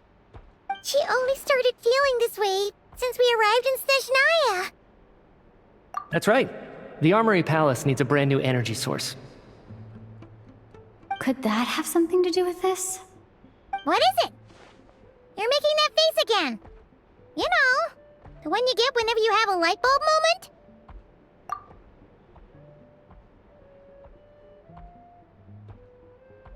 So, they're trying to develop a new energy source here? And you think that might be why Paimon's feeling unwell? Well, Mitya denied that the energy they're researching has any side effects. Although, he did say that people working on the project have been having issues with their concentration and short-term memory. But even so, those are completely different symptoms from Paimon's. It's pretty faint, so it's kind of hard to tell. But, if anything, it seems like it's coming from roughly the same direction as the Armory Palace. Sure, Paimon's with you there. But how, though? The robot only has a limited amount of intel. Oh, great point! They argue about Project Snezhnaya every day. If we could sit in on one of their sessions, we might pick up some new leads. Good idea! Oh yeah, while you were out, Paimon tried all the yummiest looking desserts in the Potforia restaurant. This one seemed right up your alley. So, Paimon saved some for you. Come try it once you finish writing your letter.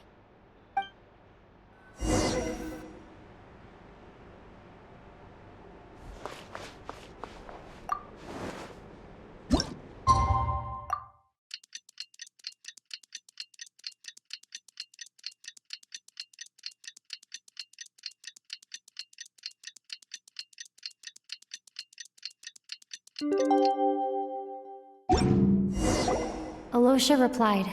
He says that we won't be able to speak at the Vetcha, but he can arrange for us to attend as visitors. Time to get ready. Then head to the Snezhnaya Vetcha.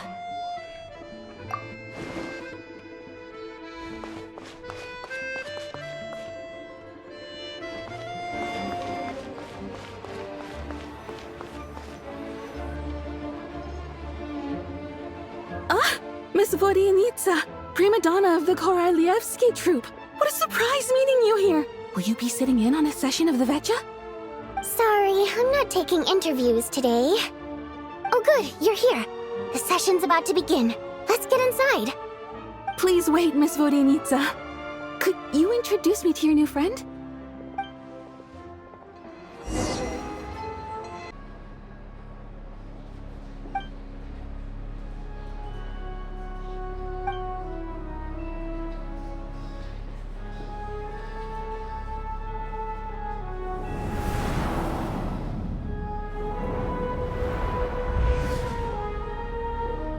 In summary, the energy management commitments made for the outgoing period have been delivered upon.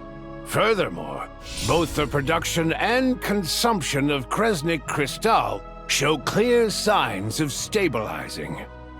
The relevant agencies have assessed the present circumstances and determined that the status quo can be sustained until the next period. For detailed statistics, I would refer you to the industry reports that have been distributed to all persons present. It should also be noted that while the recent blizzards have led to a significant increase in people's energy expenses, this is strictly a short-term phenomenon associated with a remotely located monster. Her Majesty the Tsaritsa is giving her full attention to this matter. We should have every confidence that it will be dealt with swiftly and conclusively. A financial report on disaster relief is also present in this report, courtesy of Pantalone.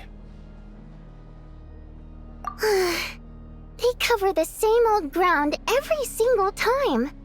The rooster never seems to mind, but everyone else is getting tired of it. There's a general lack of trust. People aren't seeing any tangible benefits that affect them directly. Of course, none of that will be reflected in any of the reports on the table. Yeah, if it weren't for these hard copy documents, I could have at least made something up. Oh, don't mind me. I'm just out here trying to hit my interview quotas. Bring out the kvass. Ever read it? Best-selling newspaper in town. If I remember correctly, you guys don't even have a sales permit. You have to sell from stalls on the street. Okay then, best-selling street stall newspaper in town. Still counts.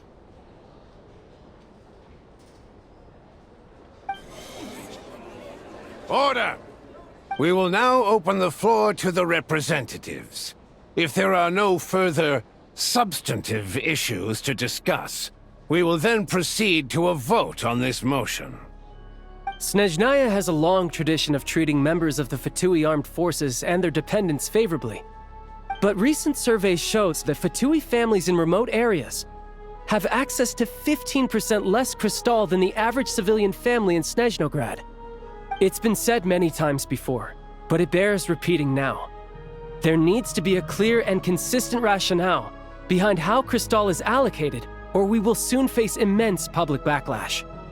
Perhaps you wouldn't need to keep repeating yourself if you would hear me out for once. I say again, true consistency exists only in principle. In the real world, fairness is relative. You appear to treat resource allocation as a simple function of production and population. So what about when the equipment used in production breaks down? Have you factored that into your equation? And do you even know how long it's been since Snezhnaya last conducted a census? If I knew the answers to questions like that, I'm sure I'd be a very wealthy man. And I doubt I'd be going by child. I'd like to bring the focus back to the specific issue I raised. Or do you wish to deny that favorable treatment for Fatui dependents is our long-standing policy? It's easy to be a critic when there's no accountability. That seems to be a running theme in the anti-Project Stuzha cohort. Defeat the ringleader and all other problems will magically resolve themselves. That's what they seem to think. But in case you aren't aware, not one jot in my report would change whether Project Stuzha continues or not. So you have no intention whatsoever of finding a solution to this problem? On the contrary, I'm the only one here who ever brings solutions. Child opened by speaking up for the armed forces. Regraders struck back with style and a war of words ensued. Our reporter was live on the scene to get the audience's reaction as it all unfolded. Who do you support? The people have spoken! Child received raucous applause from the crowd as he pushed Regrader onto his back foot with a relentless barrage of questions. It had to be seen to be believed. Now you see why they don't have a sales permit. However this reporter wants to spin things, I haven't forgotten that Tartaglia was representing the Northland Bank when we first met in Liyue. So, surely their relationship can't always have been this strained. You two are getting off topic. Let's focus on what the data is saying. Mr. Pantalone, may I speak on your behalf? Oh, please do. I'm more than happy to save my breath. Crystal distribution policy undergoes modifications with each new period. The ultimate goal being to find the most reasonable method of allocation, which I believe is what Mr. Tartaglia also seeks. But I fear many may have been misled on this topic by extremist activists. To clarify, Project Stuzha is not the root cause of the problem.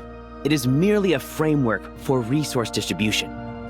The most recent reports all point to Snezhnaya's resilience and adaptability during this period of fine-tuning, and give clear indications that a distribution framework is improving with each iteration. To make drastic adjustments without first considering the risks would likely do more harm than good. It would be a waste of the hard-won experience we've gained to date. Renowned scholar of finance, Arapov spoke up to clarify the fiscal logic, clearly alluding to social organizations like the Rokot in his words. With the notorious Lelek still active to this day, should the Rokot be held responsible? No, there is someone else to blame. She's just rephrasing what Mr. Pantalone said. The Rokot are the critics he accuses of taking no responsibility for their actions. As for Lelek, you won't have heard of him yet. He's currently the most famous member of the Rokot. Well, more like infamous. Ending Project Stuzha has become an obsession for him. Unlike the more decent ones among us, he believes that votes in the Vetcha are all that matter. So whether it's threats, coercion, or bribery, he'll use whatever means necessary to get people to change their vote. And since we're already on the subject, what do you think of Lelek's methods? Are you for or against? Well, whatever the story is, his actions benefit us all. We stand with Lelek. At least someone here wants to take this discussion seriously. I've been considering that issue myself. What you really need is more precise regional data, right? I think it would be easiest to let the Fatui handle it, since they're already in charge of Crystal shipments anyway. We may as well get them to collect some data while they're at it. Whatever you need, you can ask the Fatui to look into it for you. In terms of supervision, I think the Druzhna would be a good fit. I had hoped to discuss this with Miss Vesna, but sadly, she's not present. I will be happy to take a note of your suggestions and present them to Commander Vesna for a decision upon her return. The Commander has always taken a keen interest in Project Stuzha. However, given the Druzhna's demanding workload, I'm afraid it may prove difficult for them to provide any practical support. Let us refrain from jumping to conclusions until a concrete and actionable plan is in place. My apologies, Lord Rooster. There are numerous issues to address here, including manpower, time sensitivity, and reporting lines.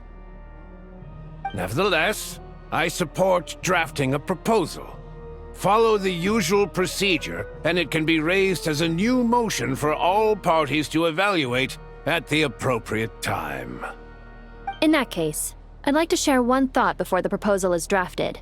The issue of time sensitivity was raised just now, which I presume relates to the official reports. In fact, the Energy Commission already collects regular statistics on each urban center and its surrounding area. Would these be of any use? That's a good idea. I read every issue of Svietloslaidovka's report, and although my focus is mostly on the section about equipment operation, the energy consumption statistics also yield a lot of insights. Be that as it may, does no one see an issue with using local data to determine crystal quotas? In the long term, it seems like a very risky solution. Not if they are used purely for reference. So long as we have the report from the Northland Bank's headquarters to corroborate it, no one will be able to fool me. Very well, then. It appears that this arrangement is acceptable to all parties. Yeah, sounds good to me. The members reached a provisional consensus on the issue of improving treatment for Fatui soldiers.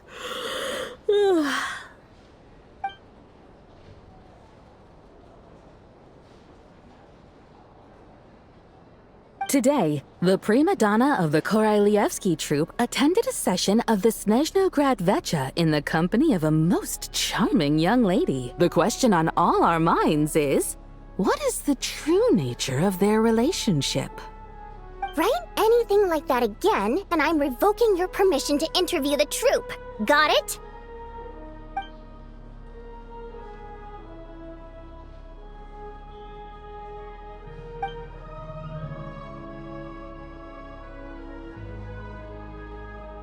Now then, if there are no further contributions from those present, we shall proceed to the final vote.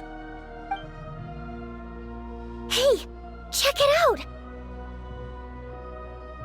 What made him vote against? Why now?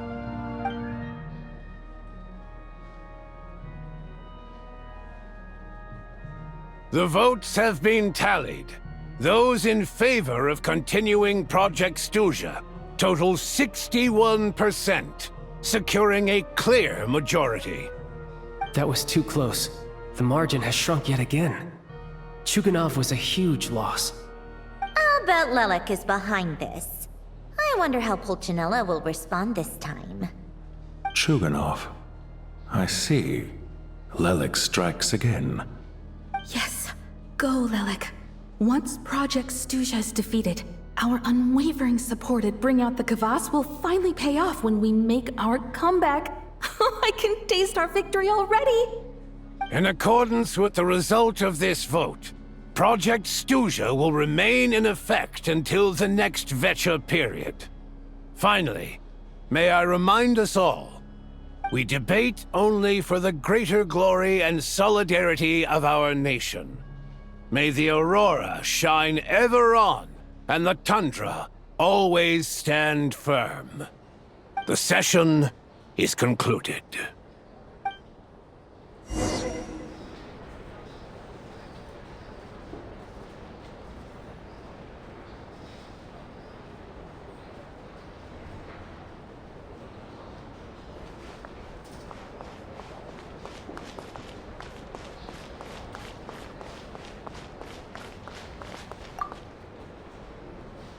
I have to say, I really wasn't expecting Chuganov to vote against Project Stuzha. Well, in principle, Snezhnaya's business and political elites ought to be the ones least likely to oppose it. As we heard, Project Stuzha is basically just a resource distribution framework that requires everyone to cut back during the winter. But even if the policy got cancelled, the Tsaritsa's energy needs wouldn't suddenly go down. The extra demand from the public would have to be filled from somewhere. So logically, the factories would have to take the hit. I got a letter from Mr. Mitya just before today's session. He said he's confirmed that there are issues around overtime and excessive energy consumption at the Iskra manufacturing plant. In a situation like this, once the Rooster receives the report, He'll order the factory to halt production and submit to an investigation before issuing a penalty. But that's a week-long process, and thus didn't make it onto the Vetcha agenda this time. I don't think he suspects anything so far.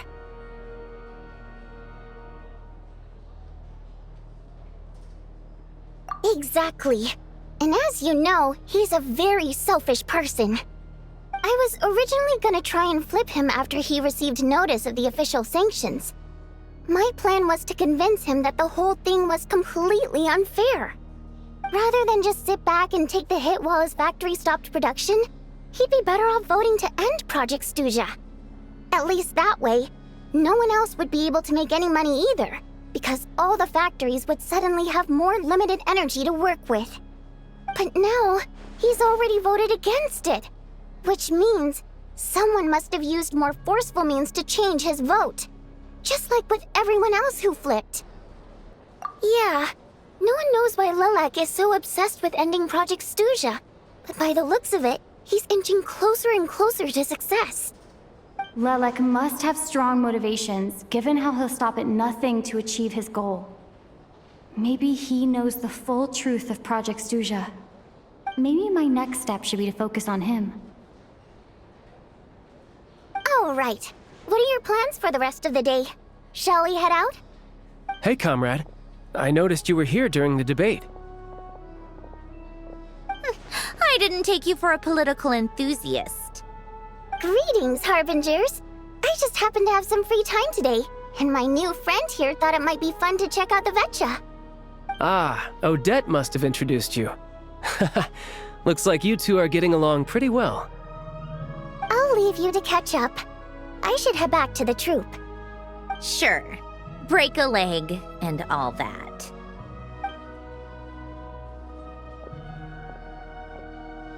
Thought it might be fun to check out the Vetcha, did you? Things are never that simple with you, Traveler. There's no way you're here for kicks and giggles. Tell me I'm wrong.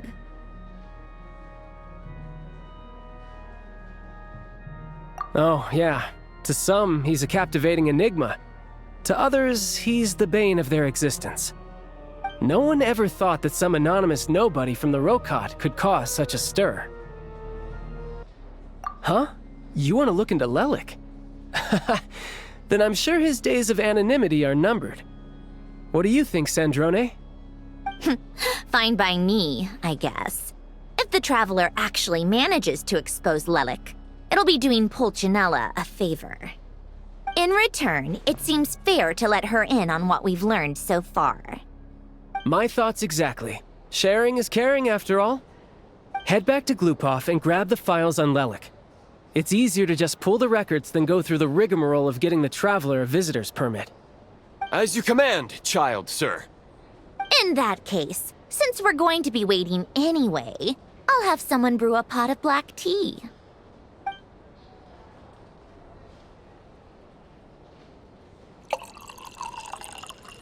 One common thread among the many incidents Lelik has been involved in is that the victims are all too scared to share any real information about him. Clearly, he must have threatened them in some way. His modus operandi is to silently infiltrate the scene and leave a threatening letter behind. But neither the letters nor the crime scenes ever yield any clues to his identity. So all these files have to offer are short statements by the people affected. They don't give us a lot to go on. If nothing else, it shows we're dealing with a trained professional who's versed in counter-surveillance. Yes, and to that point, he often strikes in highly secure locations. The victims are high-ranking and influential people who take their personal security very seriously. Somehow, Lelik slips right into their rooms without making a sound. There's never any eyewitnesses, nor the slightest trace of a break-in. If he can get in and out undetected, it means he can strike without warning. Not that that's ever happened so far, but the thought is enough to scare these people sleepless. It's hard to believe that a human being could pull this off flawlessly every time, so they switched the focus of the investigation to Faye. Unfortunately, no one's found anything yet. Careful, don't underestimate me. Although truth be told, I'd probably find it hard not to blow my cover. Direct confrontation is more my style. We haven't ruled out the possibility of Lelik being human. It's just, there can only be a handful of people in all of Teyvat who'd fit the profile. They, on the other hand, plenty would have the ability, but few would have the motive. No, not as strong as me. You'll never find the culprit with criteria like that. Let's go with a little weaker than me. Oh, you hit me right where it hurts. I'll admit, he's strong and meticulous. But can we at least limit this to candidates who have something to do with Snezhnaya? She's just trying to find a reference point. Stop getting fixated on who's stronger than who. But that's the most important thing. In my opinion, anyway.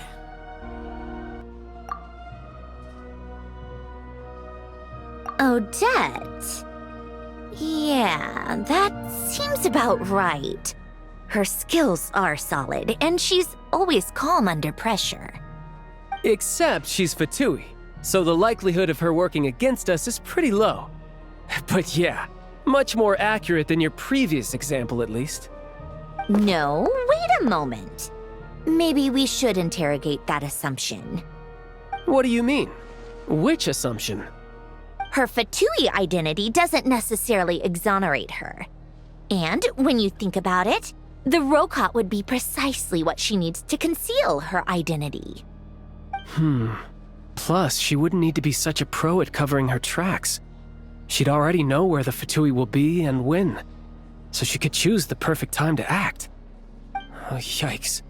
I was just thinking out loud. Why is this starting to sound like such a convincing theory?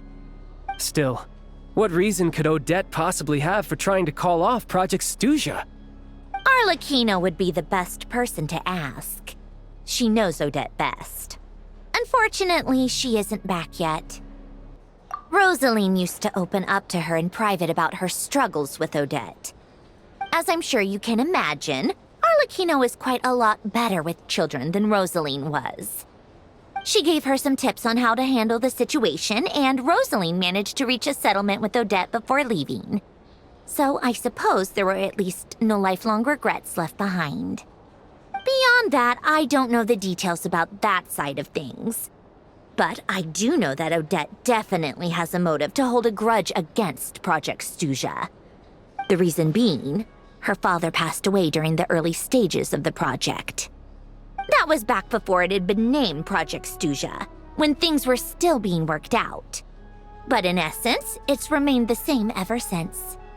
Huh, the more you know. Rosaline was always so self-centered.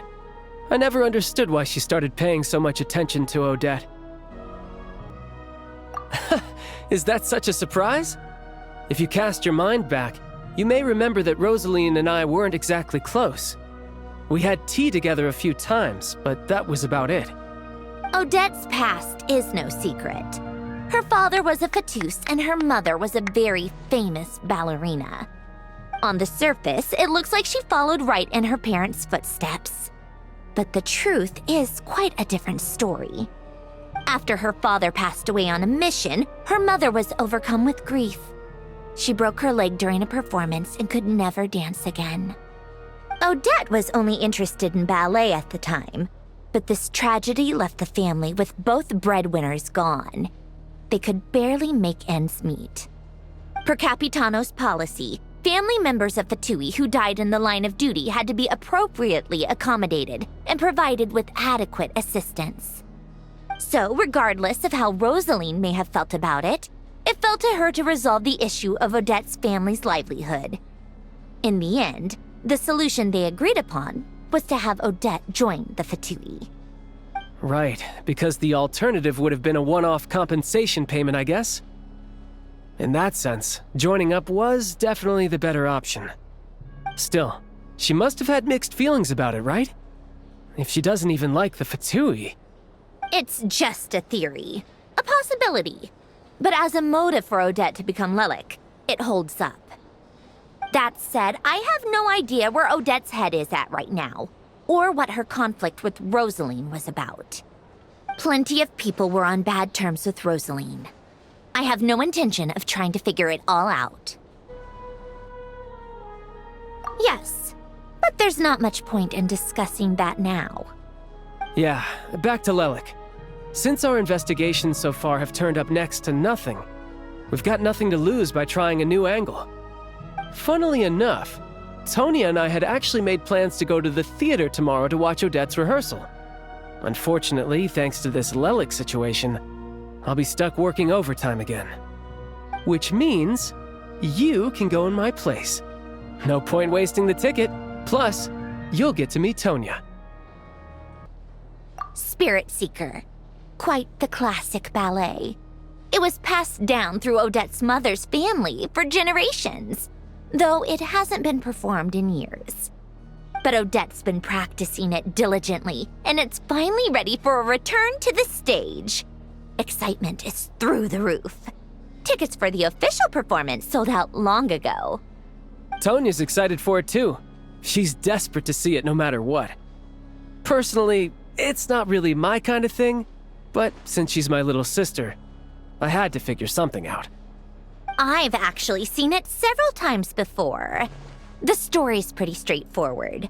The lead character follows a trail of clues left behind by a spirit, gradually recovering her memories along the way. It's a tale of love and regret. So not exactly reinventing the wheel, at least by today's standards. But when that classic melody kicks in and the lead character begins to dance, it always gets me. It really is beautiful. Not an easy dance to do justice to, though. I know it's always been Odette's dream to perform this piece, but I'm not sure she's really ready. In that case, I think that even if she is Lelik, we should wait until her performance is over before we respond. I'll let you take it from here, comrade.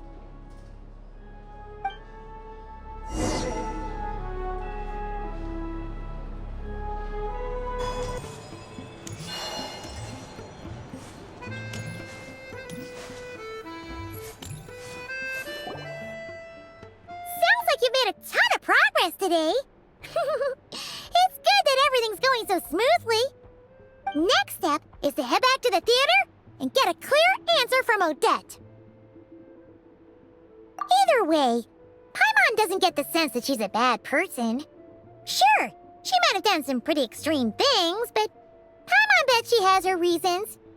Maybe this is going too far, but with everything she's managed to do so far, wouldn't it make more sense in theory to be even more, heavy-handed? Why leave a letter when she could, we know there are plenty of other ways to keep people in line, right? The point is, she could have gone further, but she didn't. So, if it is her, she's got some principles at least. Yeah! Well, all you can do is follow the facts wherever they lead. No change, really. But that thing Paimon told you about yesterday? Paimon feels like she can sense it more clearly now. Hearing you talk about your day makes Paimon itch for an adventure. If only she could be there with you so we could experience it all together. Yeah, I wish you could be there too. I'm not used to adventuring alone. But don't worry, we'll get to the bottom of this. Guess it's just one of those things. Never mind. Paimon will behave herself and keep resting.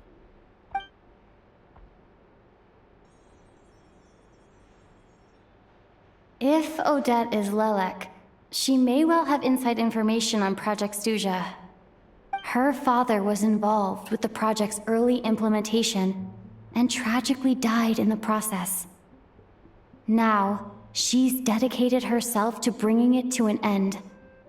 It's hard to imagine she could have gotten this far without knowing anything at all about the Tsaritsa's true intentions. When she spoke to us as a member of the Fatui, how much did she let on? And how much was she hiding? Only time will tell. Maybe tomorrow everything will be answered. Hey look! It's snowing! Could be a tough day ahead. Make sure you wrap up warm tomorrow.